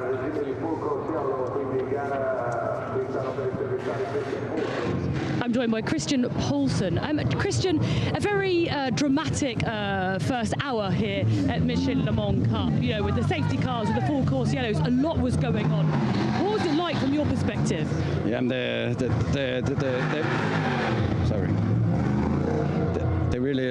driving really hard, the other drivers, especially LMP cars. We had two safety cars and I think 2 full course yellows in 20 minutes, and they go over the grass and into each other. And I think in all the years I've been driving, they're really driving too hard, and that's something the race control have to look into for the next race, because it's too much. I saw you just talking to your teammate, though. He did say those safety cars did actually kind of save you, because tyre pressure was really increasing with the heat. Yeah, the tarmac was really hot today, so that helped, of course, with the safety car. But we're here to race and not to drive after a safety car, and we also all drivers need to be safe. When there's dirt and grass on the track and parts from cars all over, then the chance to go off is really big. So yeah, you have to drive a little bit with the head when you go 270. It must be tough. GMB Motorsport currently sitting first, second and third in GT3. Looking very, very good out there. Yeah, we never know now. Still 50 minutes to go, and but we'll see. I hope Casper, normally he does a really good job, so let's see how it goes. Well, I'll let you go and sit down and have a drink. Thank you very much. Thanks. Christian Poulsen sharing with Casper H. Jensen, to give him his full name. So he takes charge of the 55 car. For those that weren't following the World Endurance Championship as far back as 2014, Christian Poulsen, a world champion with Aston Martin that year at GTE AM level. Well, you could see how hard he was working, and for anybody that was listening to that and think he needs to stop moaning and get on with it. That's him complaining about driving standards, having pulled out the lead that he did, and having been driving heads up. I tend to agree with him. I think, you know, it has seemed to me that there's too many mistakes being made here that didn't need to be made. There's been a number of not very heads-up incidents going on, some of them multiple times with the same car and driver. Yeah. And there were elements of that at Le Mans, I have to say, as well. You know, and Le Mans is a different circuit entirely. The much greater speeds there. The fact that it is 80% full throttle around that 8.5 mile circuit, but a few too many full course yellows, etc. Slow zones during the Road to Le Mans event, and we're kind of continuing in the similar vein here at Monza as well. It's great to watch, fascinatingly engaging, but we're ending up with, unfortunately, damaged race cars and drivers that don't even get a stint. Well, next drama to report is a change in the lead, because Mats Ilhaug is into the lead of this race, and that has come courtesy of some form of delay in the pits for the MV2S Forestier racing car. Louis Rousset is at the wheel now, but is 7 seconds, albeit under full course yellow, after taking 16 seconds longer on pit road than the Reiter engineering car. So again, second consecutive race in the Michelin Le Mans Cup. After that second Road to Le Mans race, it's going to be Mats Ilhaug looking to fend off a pack of pro drivers behind him. Louis Rousset is second, Leo Weiss is third, Tom Dillman, Simon Butler, the racing reverend, runs a mighty fifth. Malte Jakobsen is sixth, Andy Merrick, Josh Skelton, Charles Milesi, 11th place at this point. And then looking down, Felipe Larser in the Tricadelli car, he's in the top 15. Mark Basseng is 15th. Matt Bell, who is still, by the way, aboard the Nielsen racing car, must be due into the pit lane any moment now. But Matt Bell, in that stint of his, had recovered up to, where is Matt? He's recovered up to 16th place overall before the 2.5 minute pit stop, so he can get that car around and into the pits, which he surely can, but it's not going to be before the full course yellow comes to the end, at the end of the current minute, 15 seconds to go. That's a mighty recovery from Matt Bell. He is, though, I'm afraid, with this full course yellow about to expire, going to lose the lap again. Is that longer pit stop for MV2S Racing to do with the pit stop handicap time, which is sometimes brought in at the committee's discretion, the Le Mans Cup, the committee's discretion, about quick bronze-rated drivers? I will check and see whether or not that's noted on the event notes. I haven't seen it. Yeah, well, I'm just thinking about Jerome de Sadelier as we go back to green flag running. Jerome is clearly one of the fastest bronze-rated drivers. So has there been a decision to actually just strap on a few extra seconds during the pit stop? These are our two class leaders, by the way, together on the road. The yes. 44 car is the GT3 leader. Mats Ilhaug looking for a way by. He's going to do that around the outside. Curva Grande. And gets that done with aplomb. So the run now down towards the second chicane, as trying to get up the inside of the GT3 run. That's our second place car, isn't it? Rousset trying to get by as well. Sorry, it's not Rousset. Rousset is the third car in that order. I was going to say, right. That's the ANS Motorsport car, I believe. That's the sixth car. That's a car that's lapped down. And rather forces the hand of Jens Moller there to squeeze by. And there's going to be trouble for the race leader. We said that we had a late notice that the starting procedure for the car 76 was under investigation. It's a drive-through penalty for car 76 for starting procedures. That's over an hour after the race started. I've no clue what that's about, Johnny. A starting procedure could go as far back as how the cars behaved on their formation lap, I suppose, or was the car, well, it kind of been out of position as such during the restart. Did he go too early, perhaps, from pole position? I thought it was relatively even. As they ran to the 5 illuminated red lights on the gantry, I can picture them now, side by side, with 76 and Freddie Hunt, alongside Jerome de Sadelier. And I thought they were, you know, side by side as they should be. But anyway, something has been spotted, and it'll be a drive-through penalty for Reiter Engineering, now to be performed by Mads Seelhaug. So it's unfortunate for him that his first duty in this race is to cop that penalty for a drive-through. And the 46 car, which is the Porsche of Fabio Babini now, trying to fashion an opportunity, trying to force a mistake on Casper H. Jensen, the driver rather, that's taken over Christian Poulsen's mount, number 55. Remember, these two cars were stoppers under green. Now, what does that cost them? They are, just checking out this, it's a big gap. It's a very big gap. It's almost, there's trouble again. That's the Virage car, isn't it? I think it's Rob Hodes in 33, and Babini needs to be well aware that that car is there, which he just about is, but there were double waved yellows practically in Fabio Babini's face as he came down the straight towards the right-hander at the Parabolica. You can now overtake, and Babini doesn't want to give up this momentum because he's got a great bit of it on Casper H. Jensen. They'll draw side by side, but at the same time be overtaken by an LMP3 car. It's three abreast, whether you like it or not, here at Monza, with the United Autosports car trying to get ahead of the two GTs, but the straight line speed from the two GT3s is phenomenal, and the United Autosports car cannot do anything about that. That was Max Lynn at full chat, but couldn't slow the car enough to take to do the lappery. But Max will have been told how dirty it was in the braking zone, and maybe was just a little bit circumspect at that point in the track. He hadn't got it done. And what will you do in that situation? What you do is you don't risk it all. And that's great heads-up management of a young driver. Sean Lynn's son. Gravel being kicked up again into the face of Max this time around, and a bit more debris chucked up into the air. Two United Autosports cars nose to tail now. So is that the number 2 and 23? 2 and 23. The 23 car then working its way through, now being driven by Wayne Boyd. Louis Rousset leads for MV2S Racing from WTM Racing, but we need to get some reaction from Reiter about this penalty. I'm joined by Freddie Hunt. You're just shaking your head there. Yeah, because we've got a drive-through penalty for a rookie error, and so yeah, it's pretty shocking race from all parts really. I did a bad job on the restart and didn't really get my head together after that, and then yeah, now we've got a drive-through for an error we made at the start of the race. You put the car in pole at the beginning. You mean the pace was there, Freddie? I mean, you're looking so good in the Ligier. Hence why I'm so disappointed. Yes. Yeah. So you say rookie error, but what does that mean precisely? What actually happened? Well, our steering wheel overheated, which it has done in the past, and our error was not having a spare one in a cool bag.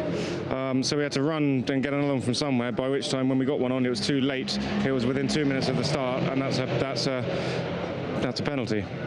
Yeah, so I mean, other than that, you seem to get everything together, Freddie. You just keep on getting better and better. Can we just talk about your driving and how you're feeling like driving here in the Michelin Le Mans Cup?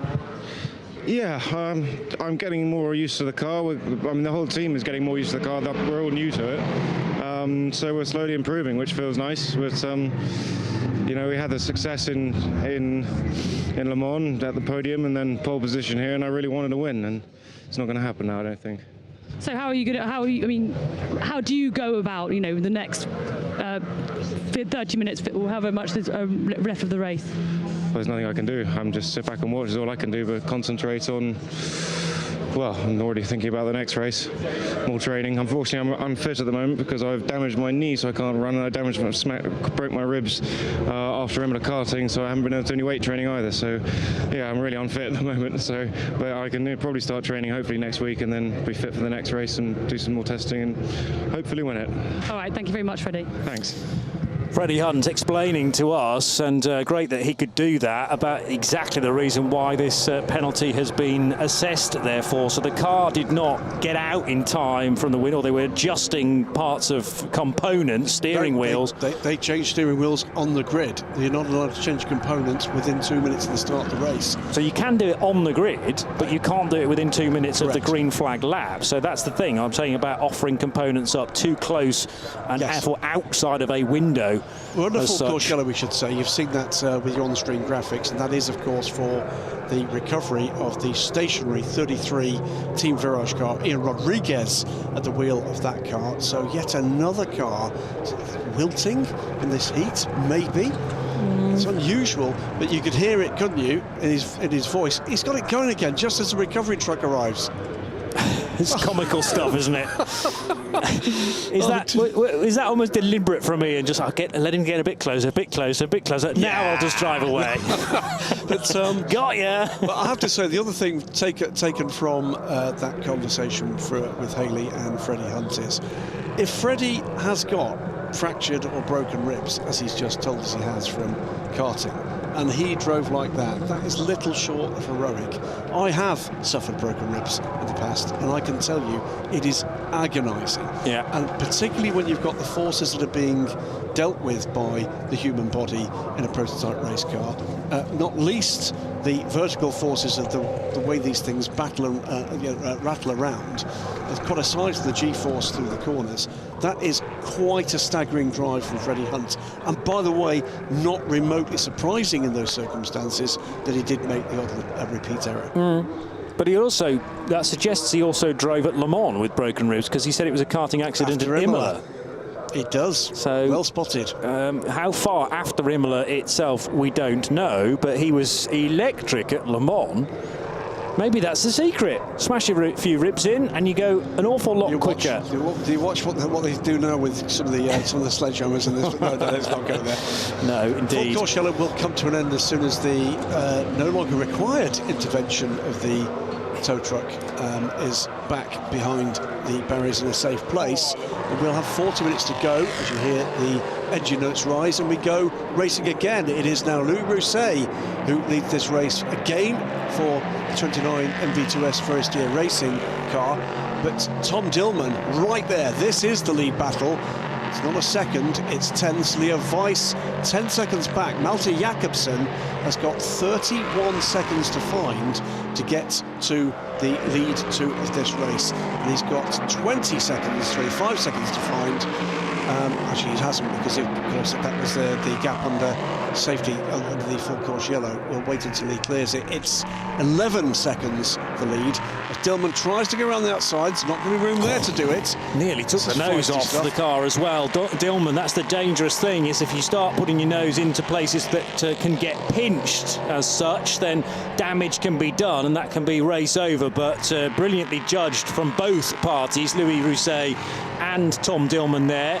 Leo Weiss is 2.8 seconds further back, so that's not the third car in this sequence, because the car ahead of them is the 4 of John Melsom now, I think, who will have taken over from Matt Bell. That car's dropped back down to 25th place, but that is a real 25th place now. Yeah. Now, all the while they're sitting behind John Melsom, Leo Weiss is catching, as is Malte Jakobsen, and they still haven't passed the Nielsen car. Look, there's Weiss. Weiss is closing fast here. This is a 3-car battle. Where is Jakobsen? Not in the shot yet, but he can't be far away. The thing is, Melsom's car is a quick car. It shouldn't really have been at the back of the grid.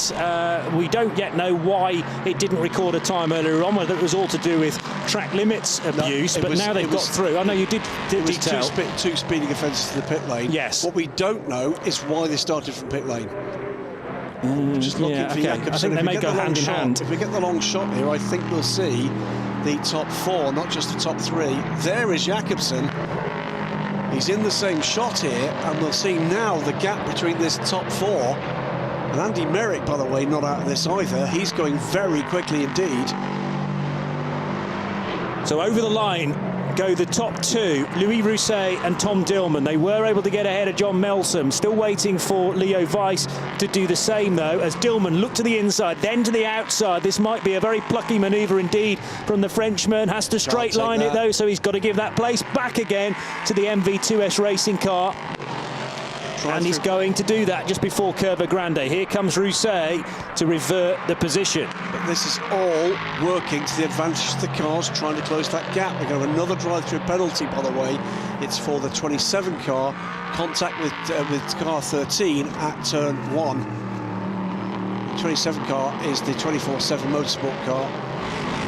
That was the contact earlier with 14 is the Hegeli car. That's the one where the Hegeli car was turned round to the inside of, or on the outside of the exit of the second element, the first chicane. Yeah. Weiss has made big ground up here, still looking where Jakobsen is. He's not quite in this fight yet, but he is closing. Fastest lap of the race goes to Melty Jakobsen last time around, a 1:45.354, but that's immediately bettered by Wayne Boyd, who's pushing hard, but down in 16th position. Very good through the middle sector, Wayne Boyd, and equally as good through the final sector. It's a personal best then for Boyd in the 23 United Autosports car that's now got ahead of sister machine number 2, being driven by Max Lynn. So down towards the Parabolica for the 32nd time, just under 37 minutes on the clock, and a lot of pressure here for Louis Rousset to soak up. But Tom Dillman has just been dropped very slightly by Rousset, so this is a good performance by the MV2S pilot. 0.4, nearly 0.5 of a second is the margin. Torsten Kratz getting closer in Tom Dillman's mirrors as a huge piece of bodywork was just chucked up into the face of Leo Weiss there, who had no choice but to run over it, and it was shattered into 1,000 pieces. Hope that's not going to do any worries about punctures maybe for car number 11. Jakobsen is catching this group without a shadow of doubt. Just an update on GT3, by the way. The Porsche of Fabio Babini has still not made it by the third of the 3 GMB Motorsport Hondas. They still hold 1, 2, 3 in this race.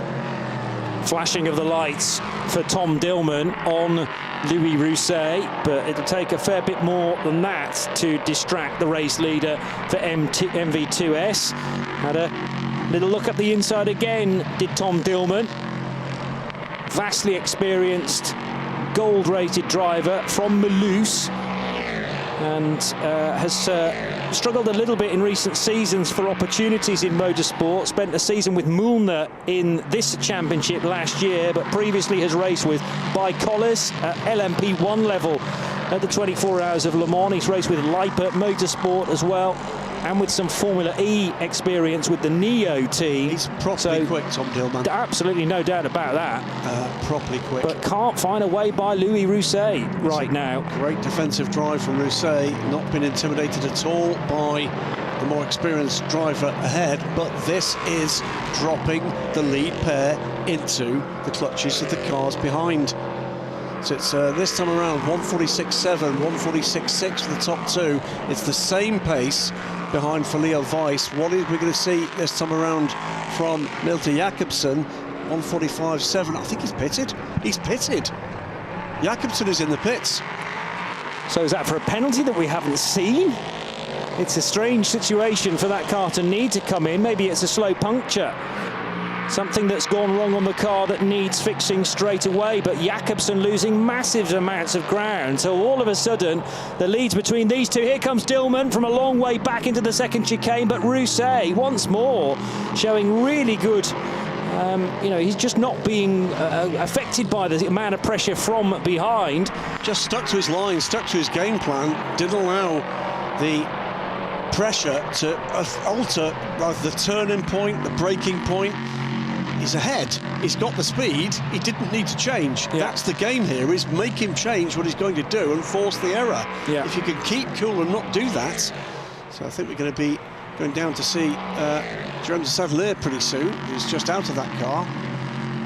But Louis Rousset, I mean, as far as I can tell, he started racing in 2018, doing some FFSA GT4 France running, 2 races within that, and then into a season of Le Mans Cup. You think about how much stuff Tom Dillman has done, but at the moment he just cannot prize an opening, the second-placed Frenchman.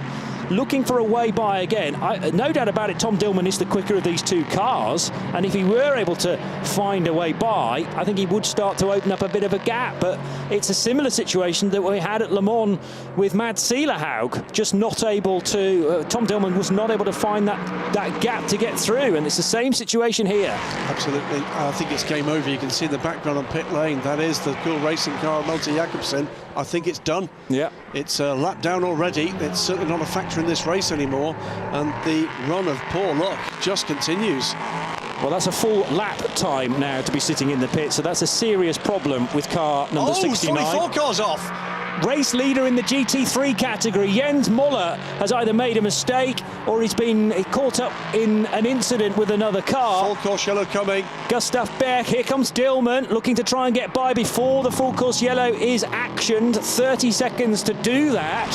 So Dillman will have been given that information on the radio, I'm sure, saying try and get ahead before we go caution, because your opportunities after that may well be limited. But again, he's doing that because he knows the less experienced driver is going to be trying to process, what am I going to do coming into this full course yellow?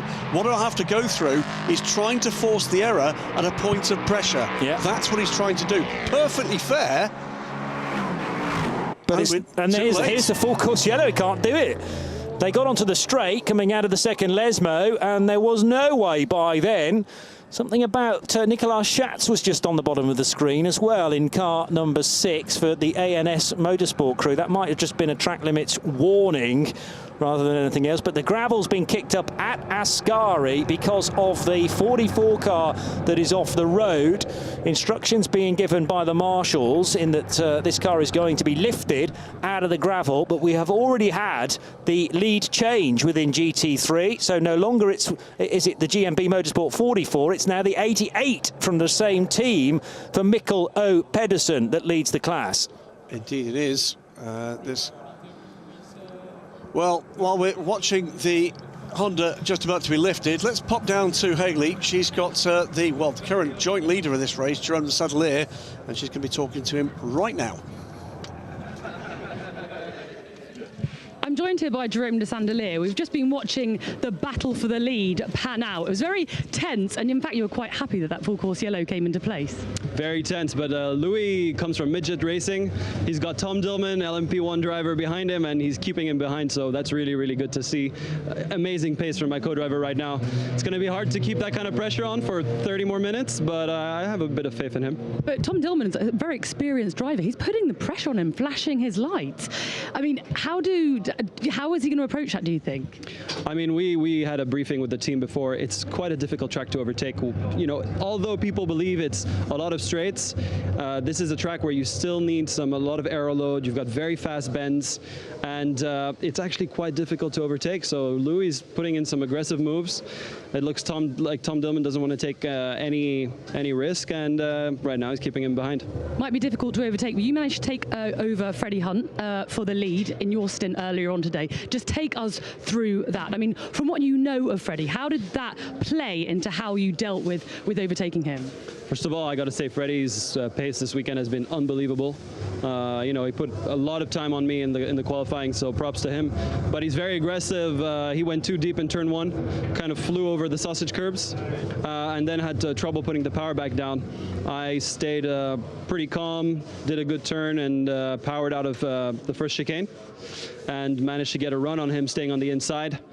I think if he had stayed in, I would have backed out, because he was on the inside, but he decided not to take any risk and went behind me, and yeah, started keeping the lead and building a bit of a gap. And you were really able to kind of cement that lead at that point? Yeah, I'm very quick. I know the kind of setup that Freddie's running, or at least the one I think, and he's he's running a lot less aero load than us. So I know he's really quick in the straights, but I know the car looks like it struggles a little bit more in some of the fast bends in the back, whereas we put some more aero load and the car is absolutely bolted. We can get really powerful exits from those turns, and therefore build a bit of a gap. So it's been pretty good that we chose the right setup for the race. So just taking all the kind of conditions into account today here in Monza, you know, excessive heat, or you know, and of course the circuit itself. Did you make any kind of any changes yourself? I mean, the heat, from a TV screen is absolutely brutal. I have never had such a hot race, and not too many changes. Always have a bottle of water in my hand. Yeah, and in terms of the heat, you know, the tires don't like this kind of heat. So we have a throttle map selector with about 8 modes. Normally, when I want to conserve the rear tires, I go to from map 1 to default to 2. I was running 3, trying to conserve some temperature, some low temperature in the rears, and it worked because I saw Freddie behind, you know, struggling a little bit. Great, thank you very much. Thank you. interesting, then you go to a completely different throttle map that's never been used before because the temperatures are so high. We are back to green. This is Tom Dillman's best chance perhaps before Louis Rousset gets back into the groove. I now understand why Rousset is so good at defending though. Midget racing, which doesn't actually feature on my driver database. So that's the reason why, you know, 2018 and then a gap of 4 years, but he's been busy elsewhere, perhaps in France, and knows how to drive a very wide car. We've had midget racing this weekend at Monza as well, and it has been cut and thrust throughout. Here comes Dillman, throws him the dummy to the outside, now to the inside, and there's nothing Louis Rousset can do about that to hold back the former Formula E driver. So Tom Dillman finally is able to break the stranglehold of Louis Rousset after many, many laps of trying, and that was a superb overtake. Two-pronged attack there, Graham. Excellent stuff there from the more experienced driver. Number 10 car through and into the lead. We've had, by the way, under that full course yellow, what looks to me to be a drive-through. We saw the team manager 46 being called to race control. We've seen the third place car, Fabio Babini, run down pit lane. It looks to me as if I've had a drive-through we've not seen on the screens, but because he did it under full course yellow, he's actually closed on the second place car. Yeah. Are you allowed to take a drive-through penalty under a full course yellow? I think you are. I'd like to check that in the rule book to be sure, because it does seem to third. be. You certainly can't do one under a safety car, and I think if the track is affected by anything, any kind of incident, bar double wave local yellows, that tends to be a no-no. But we will find out in due course. Reiter Engineering's 72 car looking at the inside there of one of the United Autosports machines. This is the battle for 5th position, so 32 is the car in question. Andy Merrick and Mads Seilerhaug now, who took over from Freddie Hunt during the pit stop. Seilerhaug ahead of Charles Milesi in the AT Racing car, and Theo Vaucher in his Graf Racing machine, number 40, running in 8th place. I should say, by the way, Malte Jakobsen, not out of the race, did rejoin the race, but is well down the order. It was on pit lane for something like 2.5 minutes, is into the top 20, but, well, if one more place he can make up, then it's a minute's gap, and that's a massive mountain to climb. Down towards Parabolica goes Mads Seilerhaug, rear end of that car, stepping out a little bit, showing just how hard he is pushing then to gather back much of this lost ground from earlier on. And it was all explained to us by Freddie Hunt, Mads' teammate at Reiter Engineering. Now behind that car is a Duquesne, so that car not on the lead lap. That will be the recovering number 20 of Optimum Motorsport, confirmed as it turns in. But the car behind is Charles Milesi, and that is a scrap for position. The AT Racing team then running for the first time for the young Frenchman, joining Alexander Taukanitzer Senior, because Taukanitzer Junior racing elsewhere. So Milesi in 7th position ahead of Theo Vaucher for Graf. Part Gorpada, the Indian driver for TS Corsa, running in 9th place, number 73. And then it's Michael Markussen, who took over the Team Tour car, number 77, from Auden Gudmundsson after the Icelandics opening stint. Yeah, in the top 10, Team Tour, again, a good run from them. All they need to do is to sustain that. We've seen a couple of occasions where just things have gone against them. But a top 10 finish for them would be a mighty result. So, Racing Spirit of Le Mans it is, and pulling away Tom Dillman from Louis Rousset. Ian Advice trying to get onto terms now with the second place car. Trouble for the 73 now. Yet another car in trouble. So, it is Gorpada, and he is stationary. Now, where is turn 5? Is the exit of the second chicane. We've got another full course yellow coming, because if it's the exit of the second chicane, that is not in a pleasant place. 23 minutes to go. There's Seilerhaug looking for a way to get by the United Autosports car ahead, the 32 car of Andy Merrick.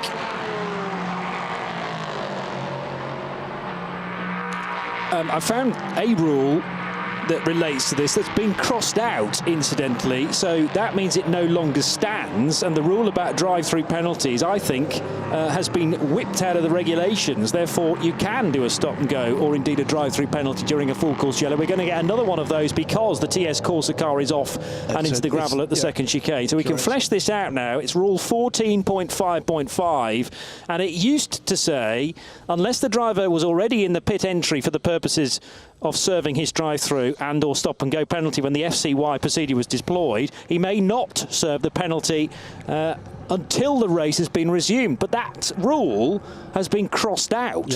Yeah, so, part of, by the way, we just seen very clearly that was all by himself, and almost a double incident. No doubt distracted by the fact the car was there. The Frickadelli car, which I think has now got Felipe Laza, it has in 10th position. That car had a little bit of an off in sympathy. The full course yellow period may be followed by a safety car intervention if the problem remains unsolved and safety may be at risk. That is still a rule that stands, but the one that says unless you're already in the pit lane when it comes out, then you can't do a drive-through or indeed a stop-go during a full course yellow. But as I say, that is no longer in the regulations. So if it says, or if it doesn't say you can't do it, then you can do it, basically, because as Adrian Newey quite rightly says, it's not necessarily what the regulations say, it's what they don't say. So that's a very interesting change from last year's regulations to this year's, and I think they'll be all right with that. So good observation, first of all, from you, Graham, about Mads Seilerhaug doing the penalty under the previous full course yellow, and he is right in the hunt still, on the tail of Andy Merrick, Charmin Lacey. Sorry, it was Fabio Babini that ran. Babini. It was Babini. But what about Seilerhaug? Because he did a 25-second drive-through. He clearly has. He did the same. During a full course yellow? Yeah. Because all of these people on the pit wall know their regulations far better than I do. I'm obviously going by last year's mainly. Well, we've had conversation with Haley and Christian Poulsen. Could perhaps have another word with the other grandfather of the team. It's Jens Müller with Haley in pit lane now. I'm joined here by Jens Müller. Jens, could you just maybe give us a bit more kind of clarity as to what actually happened out there? Yeah, it happened that the LMP3 was coming to overtake me. I left the room in the left side on him, to a Sky turn 8. But somehow he must have misjudged what he did, because when he was braking, he was turning to the right, and I was still there. And then he just hit me hard in the left side, and I went into the barrier and then to the gravel afterwards. And what a misfortune to miss the P1 there. It's the pace looked good.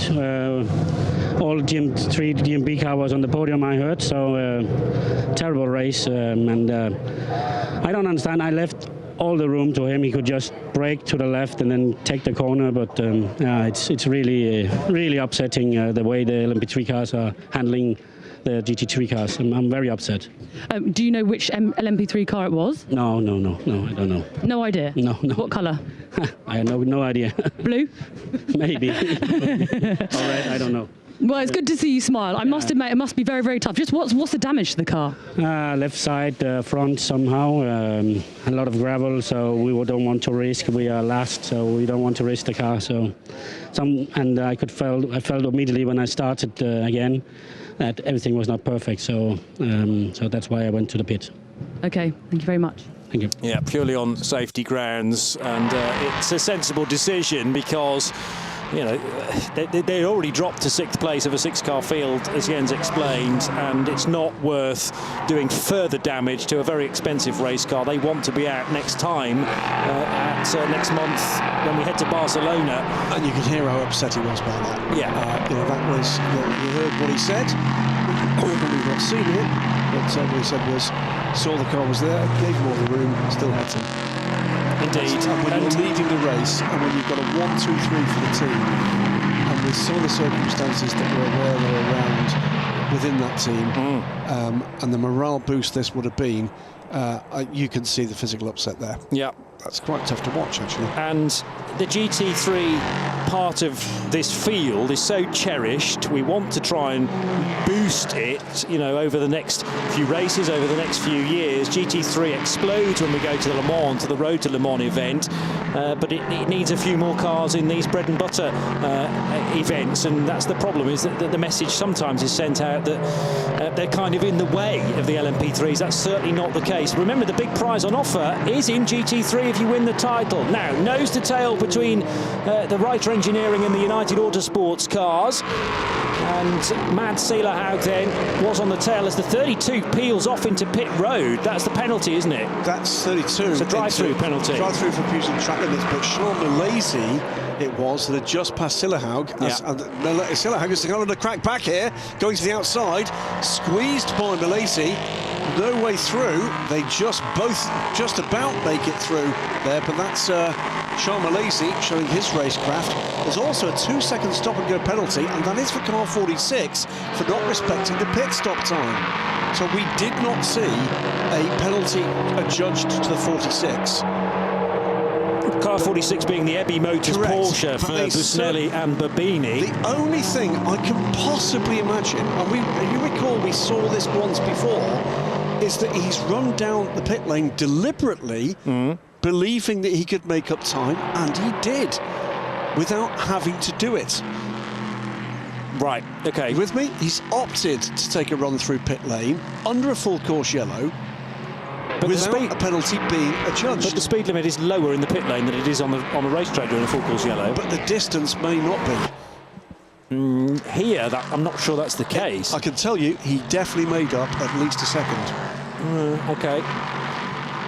Well, that's obviously been interrogated by the officials. A drive-through penalty as well, by the way, for another of the GT3 cars, and that has just immediately been served by Andrea Montemini.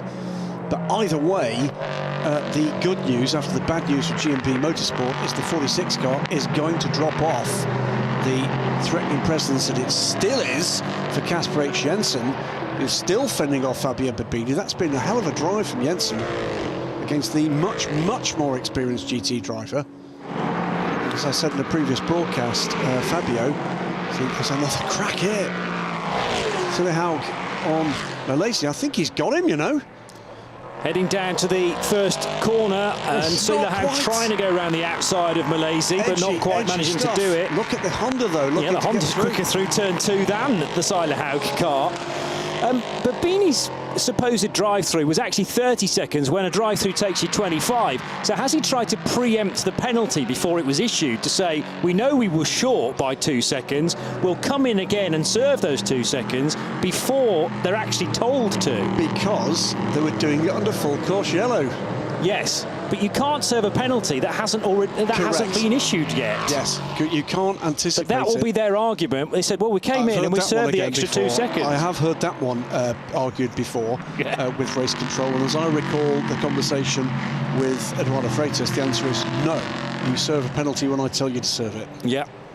And yes. Well, here's the thing. They've not lost anything by trying that tactic. That's the point. Okay. I think that's the way maybe to look at it. Yeah. Well, they have now been assessed that penalty, so they'll have to come in again for a third time in the number 46 car. They'll be arguing that, but without a doubt, because they'll say, well, we've already done that. We've come in and served the 2 seconds and then rejoined the race. And now the 46 car is right on the boot lid of Casper H. Jensen in the second of the GMB Motorsport cars. Jens Moller was quite right that the other 2 GMB Motorsport machines remain in the provisional podium positions, first and second, but it's Fabio Babini who's trying to wrestle the second place away in the closing stages of this 4th race of the season. Inside the final 15 minutes, here comes John Melsom to the right-hand side of Fabio Babini. That is for position, by the way. Okay. Melsom. So Melsom, yes, trying to recover all that lost ground. By the way, on straight line speed, the GT3 cars were passed by the LMP3 car, and then when they came into the braking zone, okay, albeit with a less experienced racer, John Melsom, they passed him again. I know, we have seen that a few times actually, and the GT cars pick up the pace coming out of turn 2 a bit more readily than the P3s at times. Now, question, why hasn't EB Motors' car served this penalty? There's 2 reasons. He goes past now to take the position, may well be. Good overtake, the engine's been told he's got to do that, but there's another reason why. They know they're not going to win this battle, they will have to serve this penalty. How far away is the 4th place car? And the answer is 32 seconds. Yeah. So that's why Babini's in a hurry to get by. He needs to extend this gap or he's going to lose 3rd position. That's what's going on here at the moment. But then again, a drive-through penalty is equivalent to 30 seconds at the end of the race. Well, there you go. But if you fail to serve the penalty, yeah, that's a different thing entirely. Yeah, there's a difference between being a just a drive-through after a race, or at the very end of the race where you're not able to serve it, and ignoring an instruction from race control. That in itself is a further penalty. It should be. But they will say, we've already served that penalty that you've just given us. I love this. The backwards and forwards between highly competitive teams and race control who have to be a step ahead, trying to constantly close loopholes. And now car 4 with John Melton at the wheel, reported to stewards for abusing the track limits. Well, that was John Melton trying to get ahead of the GT battle and did so. He's now in front of Fabio Babini. And make no mistake, words somewhere along the lines of, it's the new race director, let's see what we can try. I'm not saying those exact words, but words not unlike those are very likely to have been in play this weekend. That's like having a supply teacher at your high school and you see how far you can push it because the cat is away. This could turn interesting, couldn't it? Dear me.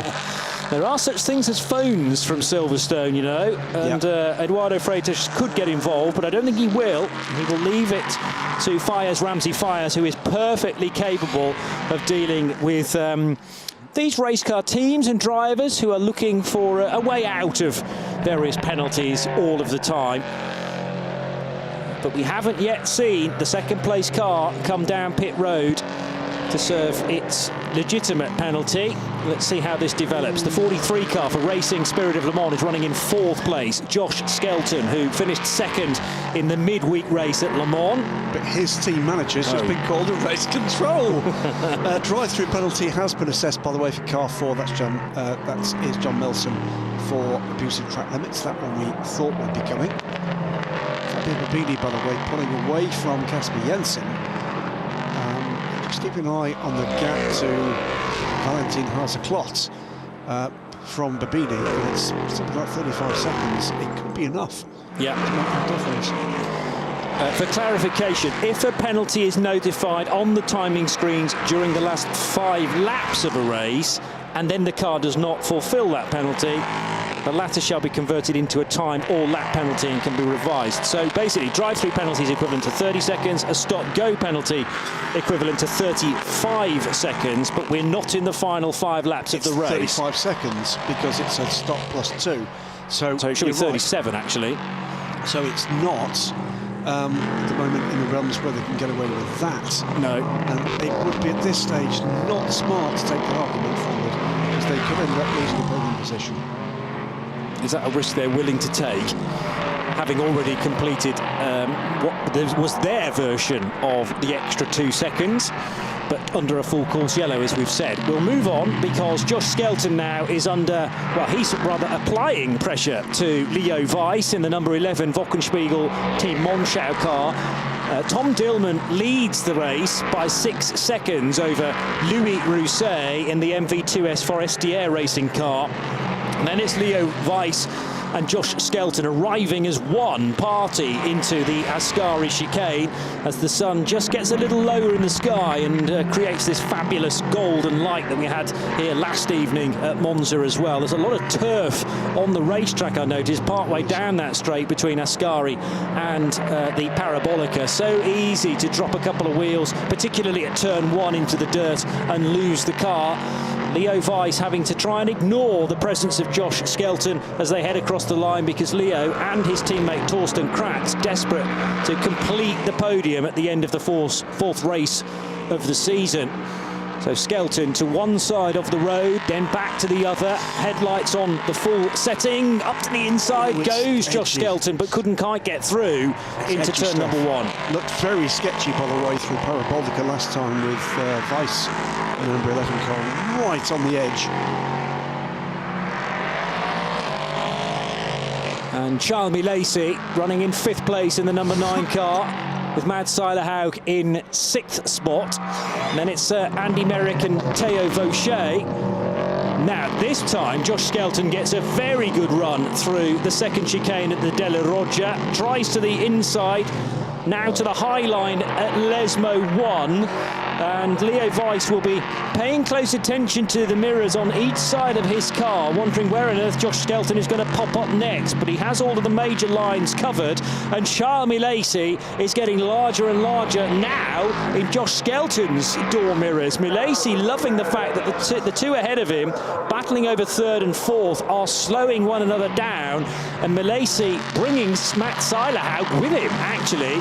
The only guy that probably won't get involved with this is Andy Merrick, who's about 25 seconds further down the road, but we're very shortly going to have a 4-car train for 3rd position as we head into the final 7 minutes of this race. Here comes Leo Weiss in the colours of Wochenspiegel Team Monschau, Racing Spirit of Le Mans Josh Skelton, about to be joined by Charles Milesi, the number 9 car for AT Racing, and that car that was started by Alexander Talkeritzer Senior. There's now more strife, this time for the 53, which is off the road at Ascari, and that is the entry from RLRM Sport and Simon Butler, the racing vicar. So surely that's going to be, well, certainly local yellows, and it's going to be a full course yellow, in fact, with 5 minutes left on the clock. We're not quite into the full course yellow, so Josh Skelton on the tailpipes of Leo Weiss being shown to up the ante here. But now the full course yellow begins as the overlapping commenced between Weiss and Skelton. But sensibly, Josh Skelton backs out of that, or does he? No, they're still side by side. So we're going to have one of these moments here to say, well, I was ahead when the full course yellow came out. No, I was ahead. And they may well just stay side by side until it's fully decided. Josh Skelton does the sensible thing. He hadn't fully overtaken Leo Weiss, so won't be able to deem that place as his just yet. Clearly he's got a bit of speed in that 43 car though, and is looking for a way by once this race is restarted, or back to green, technically speaking. I don't think that's going to be a recovery that will take a long time for Simon Butler, because the car's barely in the gravel trap. It just depends how close the nearest snatch vehicle is. Has dropped the rear wheels into the gravel, unfortunately, through the second bit of the Ascari chicane.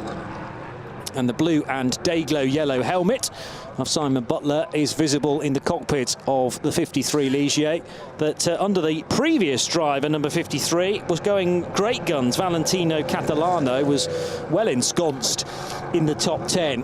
Ascari chicane absolutely littered with stones because of the various incidents that we've had during this race alone, and the snatch vehicle is very close at hand. So hopefully we can get this car recovered within the next 2 minutes, and we will have a run to the line. Will that be enough for Josh Skelton to squeeze onto the podium, or can Leo Weiss maintain this stout defence? Part of the problem was that the closest recovery vehicle was on the wrong side of the track. Yeah. And not quite sure whether Simon was waving to the recovery crew or to the TV camera. It's not dimmed his enthusiasm pretty clearly. So I'm not quite sure how it ended up like that. It looks like a half spin. Yeah. A mystery. They say the Lord moves in mysterious ways, and there's Simon Butler doing exactly that. Well, whether somebody else was involved, tricky for us to say, because we didn't get a replay of the problem, but it has ended up sideways to oncoming traffic, and there's an incident involving car 43 and 32, which was at turn 4, so that was Josh Skelton and Andy Merrick. They're knocked together on the track. Turn 4 is the first bit of the second chicane, so the left-hand part of the Della Roggia chicane. No further action, whatever that was. Simon Butler is going to be able to rejoin this race, as long as they don't drop it. It is a rough old ride when you're told to stay in the car, and the marshals are doing a cracking job in getting the car to hard standing as quickly as possible. But if the rear of the car starts bouncing off the tarmac, then that's going to not do helpful things to your back. I didn't think this was quite over yet. Leo Weiss and Josh Skelton still are side by side. Josh's argument is, well, I was already by before the full course yellows came out, but I don't remember the 43 ever being fully in front of Torsten Kratz. It was as good as this, if you like. Yeah, at the Curva Grande. So a little bit of antics that I've seen many times before during safety cars and during full course yellows across various different championships. But it is to stress home the point from a Racing Spirit of Le Mans point of view that we need an absolute confirmation here of where I need to be at the restart. Well, look behind, and the black car is Charles Lacey, who is very close contention.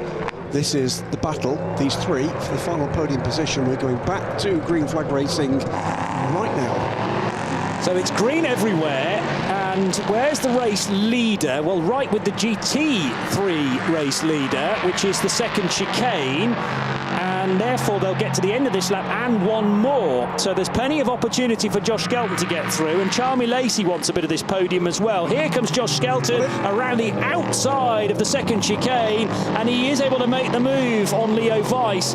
So all of that, maybe, I don't know, the mental games that were being played during the full course yellow have gone the way of Josh Skelton. And here comes Charmy Lacey, 5th position on the road, trying to shape up Leo Weiss for a similar overtake. Lacey for the podium, anybody? Still 2 cars standing in his way, but he is a guy more than capable of doing it. Trying to shape up Leo Weiss, gets perfectly within the draft of the number 11 car, and now to the outside. Can he slow the Ligier sufficiently? No, is the answer. Duquesne on the inside had the ideal run into Ascari corner and fends off the young Frenchman, who has taken pole positions previously in the European Le Mans series. So he's a guy that comes to the Michelin Le Mans Cup with superb pedigree, tested Toyota hypercars no less as Charmy Lacey. So the number 9 car, a big mover and shaker within ACO rules racing, joining the AT racing crew for the first time this weekend. This was the overtake that Josh Skelton was able to pull off immediately after the full course yellow was withdrawn. So tight between those two cars, but absolutely no contact, which is what we love to see. John Lacey now looking to go either side, whichever he chooses, into the first chicane. Now gets a good run out of the first chicane into Curva Grande. Is there going to be an opportunity up the inside, around the outside? Which way is going to be chosen? He would have been got a grandstand view of the move last time. Is he going to allow that to happen again? Switches to the inside this time. It was the dummy played beautifully, but couldn't quite do it. But it's going to be spellbinding stuff for the last lap, and they're on that last lap right now.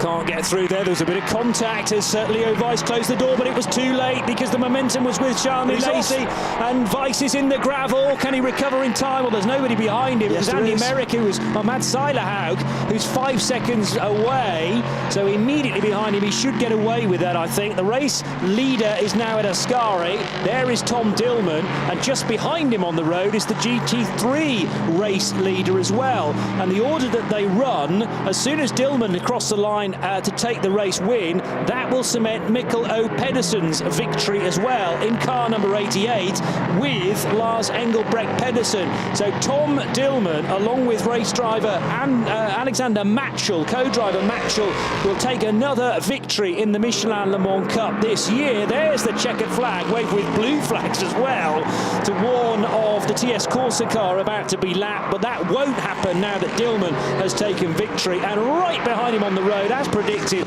Mikkel O. Pedersen, together with Lars Engelbrecht Pedersen, taking the victory in the GT3 part of the field. Everybody else floods across the line. MV2S Forestier Racing completing second place with Racing Spirit of Le Mans and Josh Skelton, the 3rd step of the podium. So crucial for Josh to get through immediately out of that full course course yellow. I just hope there aren't any post-race investigations about how Josh was side by side with Leo Weiss for much of that FCY. Well, just still to come across the line is the second place car on the road in GT3, but we know there was a penalty assessed for that car, which they didn't serve after we saw that penalty assessed. Yeah. So that, I think, is a big question. And we might have to wait as the EP Motors car and the 55 GMB car, and we're going to have to wait too for the Bullet Racing 99 to come up in fourth, because we might see that car on the podium, because it's less than 30 seconds behind the second place car, with great pace at the end of the race from Valentin Haase-Klotz. So I don't think we're going to know that until we see who comes out for the podiums.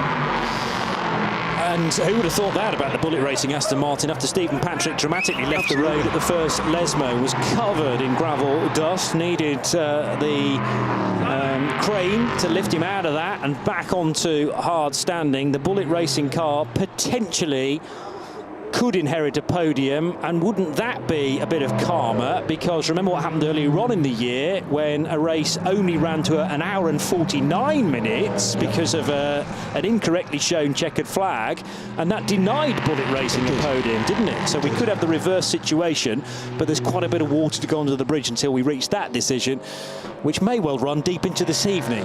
Yes, indeed. Well, let's hope not. Let's hope that is settled before we actually see trophies handed out here. In terms of what we've seen, we've got car 46 is reported to the stewards for not having respected the stop and go penalty. That is on the screens in front of us right now, and I suspect we may not see Emanuele Busnelli and Fabio Babini on that podium. Indeed, and well, how will they deal with that? It has to be more severe probably than what is written in the regulations if a drive-through penalty is issued in the final 5 laps of a race, because it's not that situation. They knew full well that they needed to come in to do a stop-go penalty for 2 seconds and have decided not to obey the regulation. I think you're exactly correct. I think they decided to anticipate it being opportunistic about the full course yellow. Yeah. To try to make that argument. We realised we'd made the mistake, we served the penalty. They realised as well, by the way, I think I was wrong, I think you were right. I think they realised there was nothing to lose from trying it under the full course yellow. So in other words, you come through, you serve your penalty, knowing that there's a likelihood that you might get that overturned, but in doing it, there's a possibility you might succeed, and you've not lost any time on the track, because you've done it on the full course yellow. Indeed. Oh, no. If you win, it's a big win. Yeah. If you lose, you've lost nothing. They would have thought it was a great opportunity for us to do a penalty on the full course yellow. They haven't given us the penalty yet, but we know we'll have to serve one ultimately. So let's do it now before we get official word that there even is a penalty under a full course yellow. And yeah, what you're set to gain if it goes your way is huge. Equally, if you lose it, well, it depends, doesn't it? I mean, they finished second. They'll probably drop off the podium now, but to what extent? Yeah. So to let you know, the time gap to the car we should be concerned about here for the podium, which is the Aston Martin that crossed the line fourth, is 19, 20, 25, 26 seconds. Even a drive-through penalty assessed at this point would drop the Porsche off the podium. There's a wide smile from Tom Dillman. There's a very toothy smile from Alexander Matchell, a big grin from ear to ear. He will have thoroughly enjoyed that closing stint for Tom Dillman. And when you know the car is in fabulous hands to the extent of the gold-graded driver with so much experience, he can relax. It's done. It's a 10-second stop-and-go penalty for car 46 for not respecting the stop-and-go penalty, plus the 30 seconds that they would have served as well. It's a second penalty, so it's going to be over a minute lost, and they've already adjusted that on the timing screens. They are shown in fourth position. Right. So it's only fourth. Okay, from second. That's not as bad as I thought it might have been. Remember, it was a 2-second stop-and-go penalty that they needed to serve. Here are the winners in LMP3, joining Haley. Tom, it's your third victory of the season here. You've obviously extended that lead in the championship, but just take us through the race. I mean, how was it for you, and what does it mean to win here in Imola? Monza. Yeah, third win. A bit tougher than the previous two. I had to overtake 2 cars for the win. But yeah, the car was great. Good tire degradation. Alex gave me the car in good position again, and we could win our third one. So it's really good to go now into the 2 months break with a nice feeling.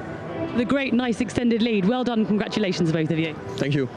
Yeah, to emphasise the point about a 2-month break, these cars do not go to Barcelona, so the next time we will see them is the 3rd weekend of September for the visit to Spa-Francorchamps in Belgium, in the Ardennes Forest.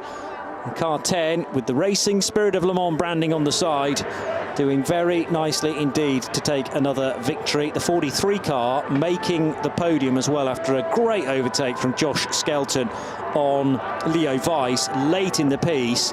Charles Milesi was able to get ahead of Leo Weiss as well in the closing stages. So Milesi to 4th, and the WTM racing crew dropping from 3rd to 5th. It is a win for GMB Motorsport, not the car we were expecting, but here's the duo with Hayden.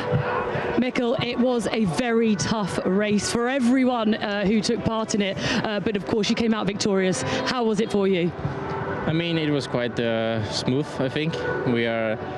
We got some safety car, and then we were just cruising around, and I mean, not cruising, but we were fighting a bit, trying some things, and in the end we were quite strong, and we had good speed. So yeah, it was a nice race for sure.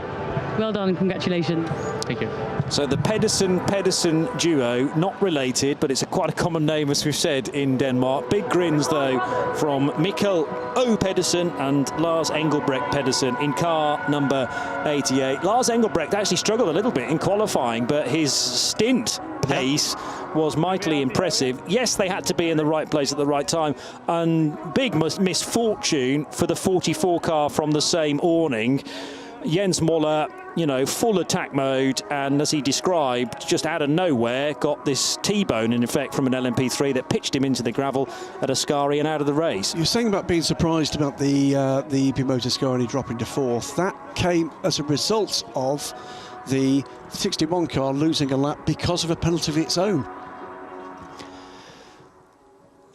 The amazing day here at Monza for the Michelin Le Mans Cup started at just after 5 o'clock local time in searing temperatures, 34 degrees Celsius for the LMP3 and GT3 drivers. Probably little did they know they were about to be launched into a race of incident, carnage at times, so many discussion topics that will extend into next week. It was a reasonably tidy start, actually. The Hegele yellow car got a bit of contact side to side with MV2S Racing in the typical run from some of the GT3 cars, straight lining the chicane on cold tyres and brakes. But most got away with that situation.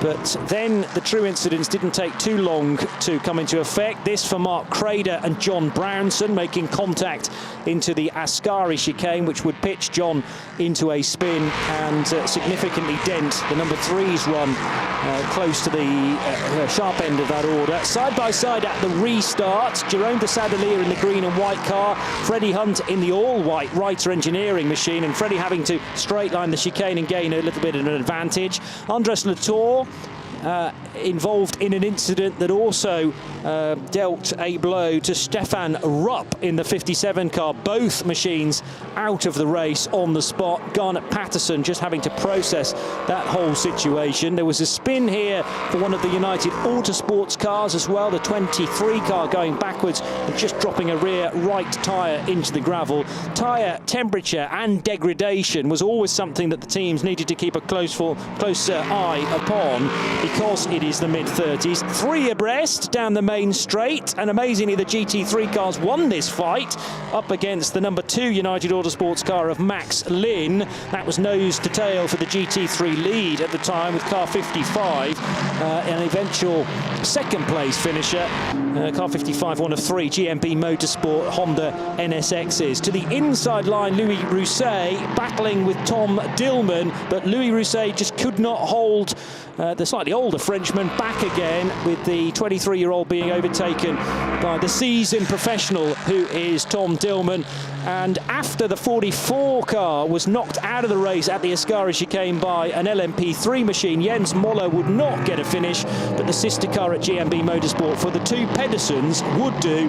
Nose to tail this as well for the battle for third position, eventually going the way of Josh Skelton, but the race win to Tom Dillman and Alexander Matschel in LMP3 from the Louis Rousset MV2S car, and GT3 honours go to GMB Motorsport, Mikkel O. Pedersen and Lars Engelbrecht Pedersen.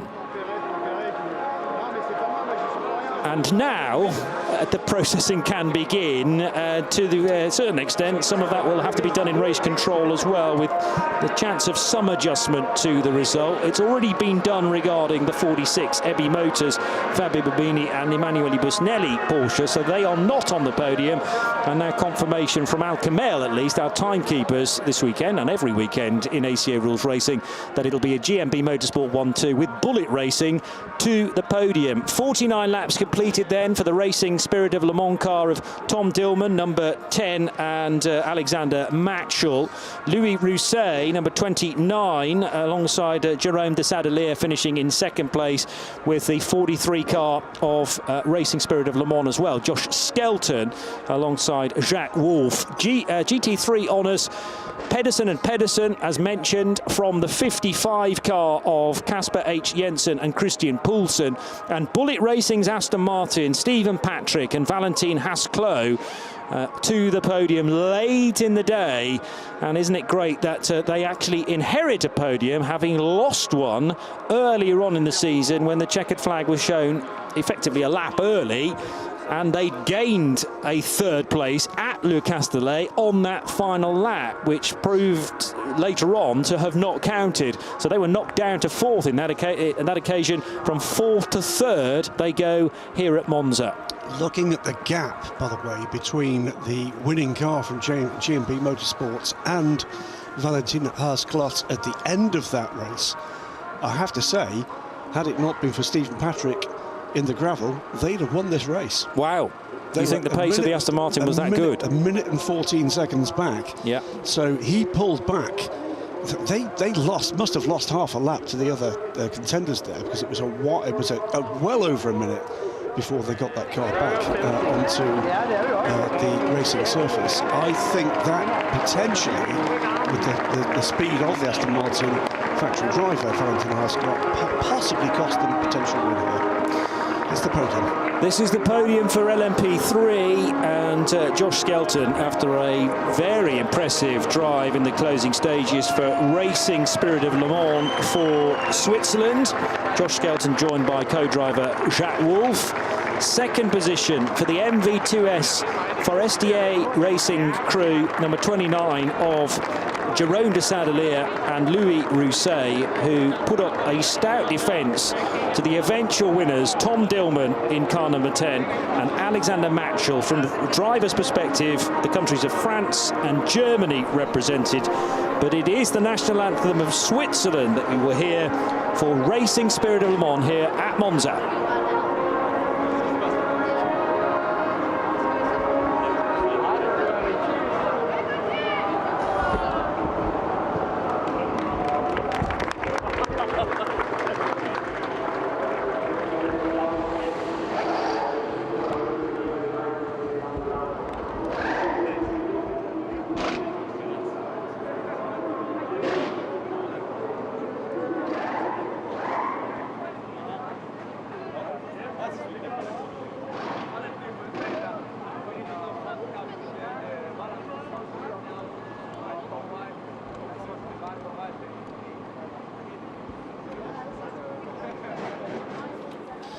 The flags are shown on the back of an Imola backing, I notice, on the podium. I wonder whether that's because a Monza one was never actually made. We weren't supposed to be coming here, and instead round 3 was meant to be Hungaroring. It says round 2, and it gives the wrong date. Yeah, but round 3 would say Hungaroring. Yeah. Oh, here's the national anthem for Switzerland.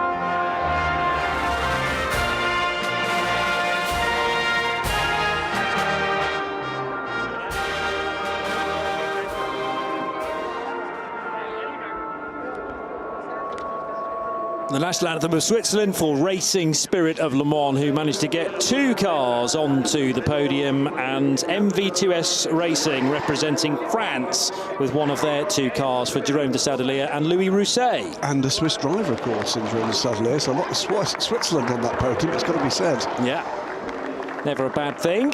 Good stuff, and another very strong race weekend for Racing Spirit of Le Mans, a team that's previously occupied this paddock as the service provider for Cool Racing. Before that switched to the organisation set up by Nicolas Lapierre. But they've found a niche, haven't they? And they're filling it very convincingly. Here comes the champagne then, and 3, 5, 7 bottles of it being cracked open. Some very smart trophies as well to be going to the trophy cabinet for Racing Spirit of Le Mans. Good to have a team representative as well from car number 10, enjoying the moment on the top step of the podium, and a well-deserved slurp of champagne now in what is still a very, very warm day here at Monza. Track temperatures in the mid-50s Celsius, and it crept as high as 34 degrees Celsius in the air. So no wonder the tyres at times were crying enough. And we saw spinning cars down at turn number 1, where traction was at a premium, particularly on the dirty side of the racetrack. So an effort in itself just to get through the hour and 50 minutes, let alone finish with a good result. That felt like a race of survival for a lot of those teams. Yes. By the way, Simon Butler did not finish the race, so whilst the car was put down, we think, it looked like it might bounce several times where that was being craned. Yeah. But the RLR car did not complete the race. So whether or not there was a bit of an issue putting that car back on the ground, I'm sure we'll find out a little later. Equally, sadly, it was a non-finish for Nielsen Racing, for Tony Wells and Colin Noble. Christophe Cresp's MV2S Forestier racing car did not make the finish, nor did the 14 DKR engineering car. Bukansov had a big incident at turn 1, smacking the Armco barrier on driver's left, and a bizarre moment between Andres Latour and Stefan Rupp, also at turn 1, eliminated the 22 United Autosports car and the 57 Graf. Yeah, I'd love to hear a little bit more about what happened there.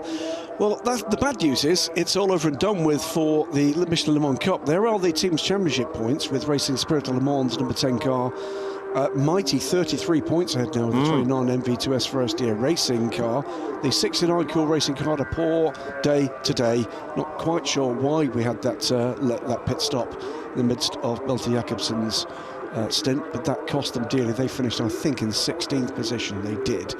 And then the minor points all the way down there. But this is looking very good indeed for that number 10 crew. Effectively, they've now got a stumble.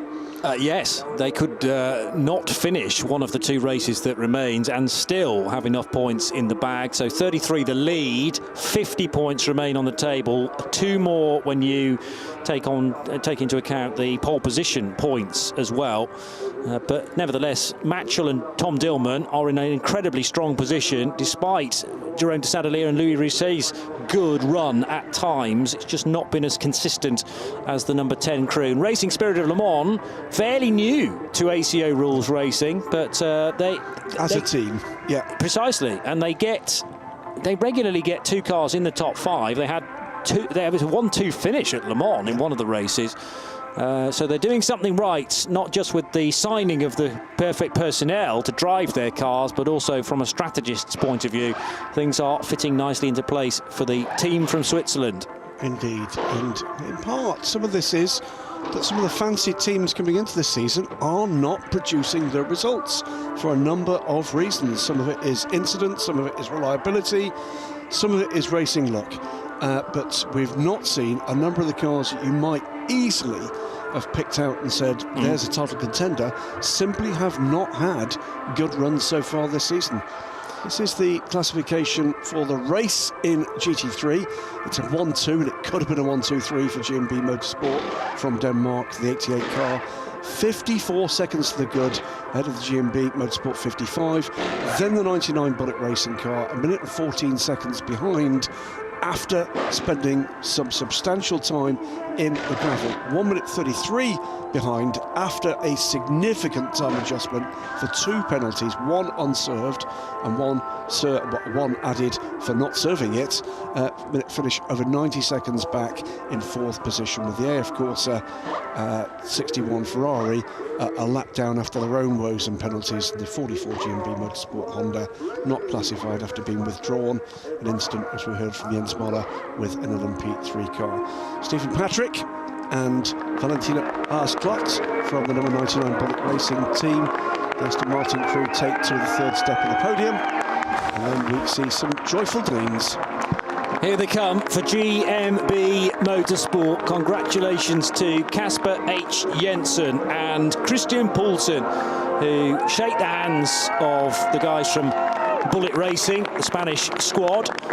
And congratulations to Valentin Haas-Klotz and Stephen Patrick, who probably thought a podium result was way out of the equation when he was sitting in the stones at Lesmo 1. The win, though, goes to Mikkel O. Pedersen. Lars Engelbrecht Pedersen here very shortly will be the national anthem of the winning team and their Honda NSX, the national anthem of Denmark.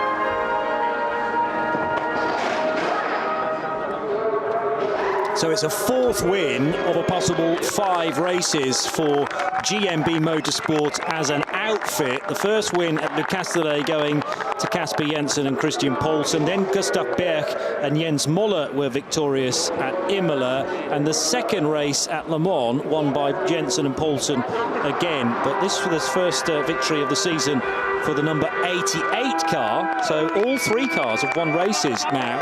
Remarkable, isn't it? But that's not going to help them in the championship fight. No, if it was a racing discipline elsewhere, you would have accumulated those points for GMB Motorsport. But because it's evenly distributed, it's actually gone against them a little bit. We'll take a look at we haven't already looked at the championship table, but there are winning points per car rather than as a trio and as a collective outfit. But it's been a mightily impressive first season in Michelin Le Mans Cup from GMB Motorsport. And it has to be encouraging to know that all 3 of their cars are competitive.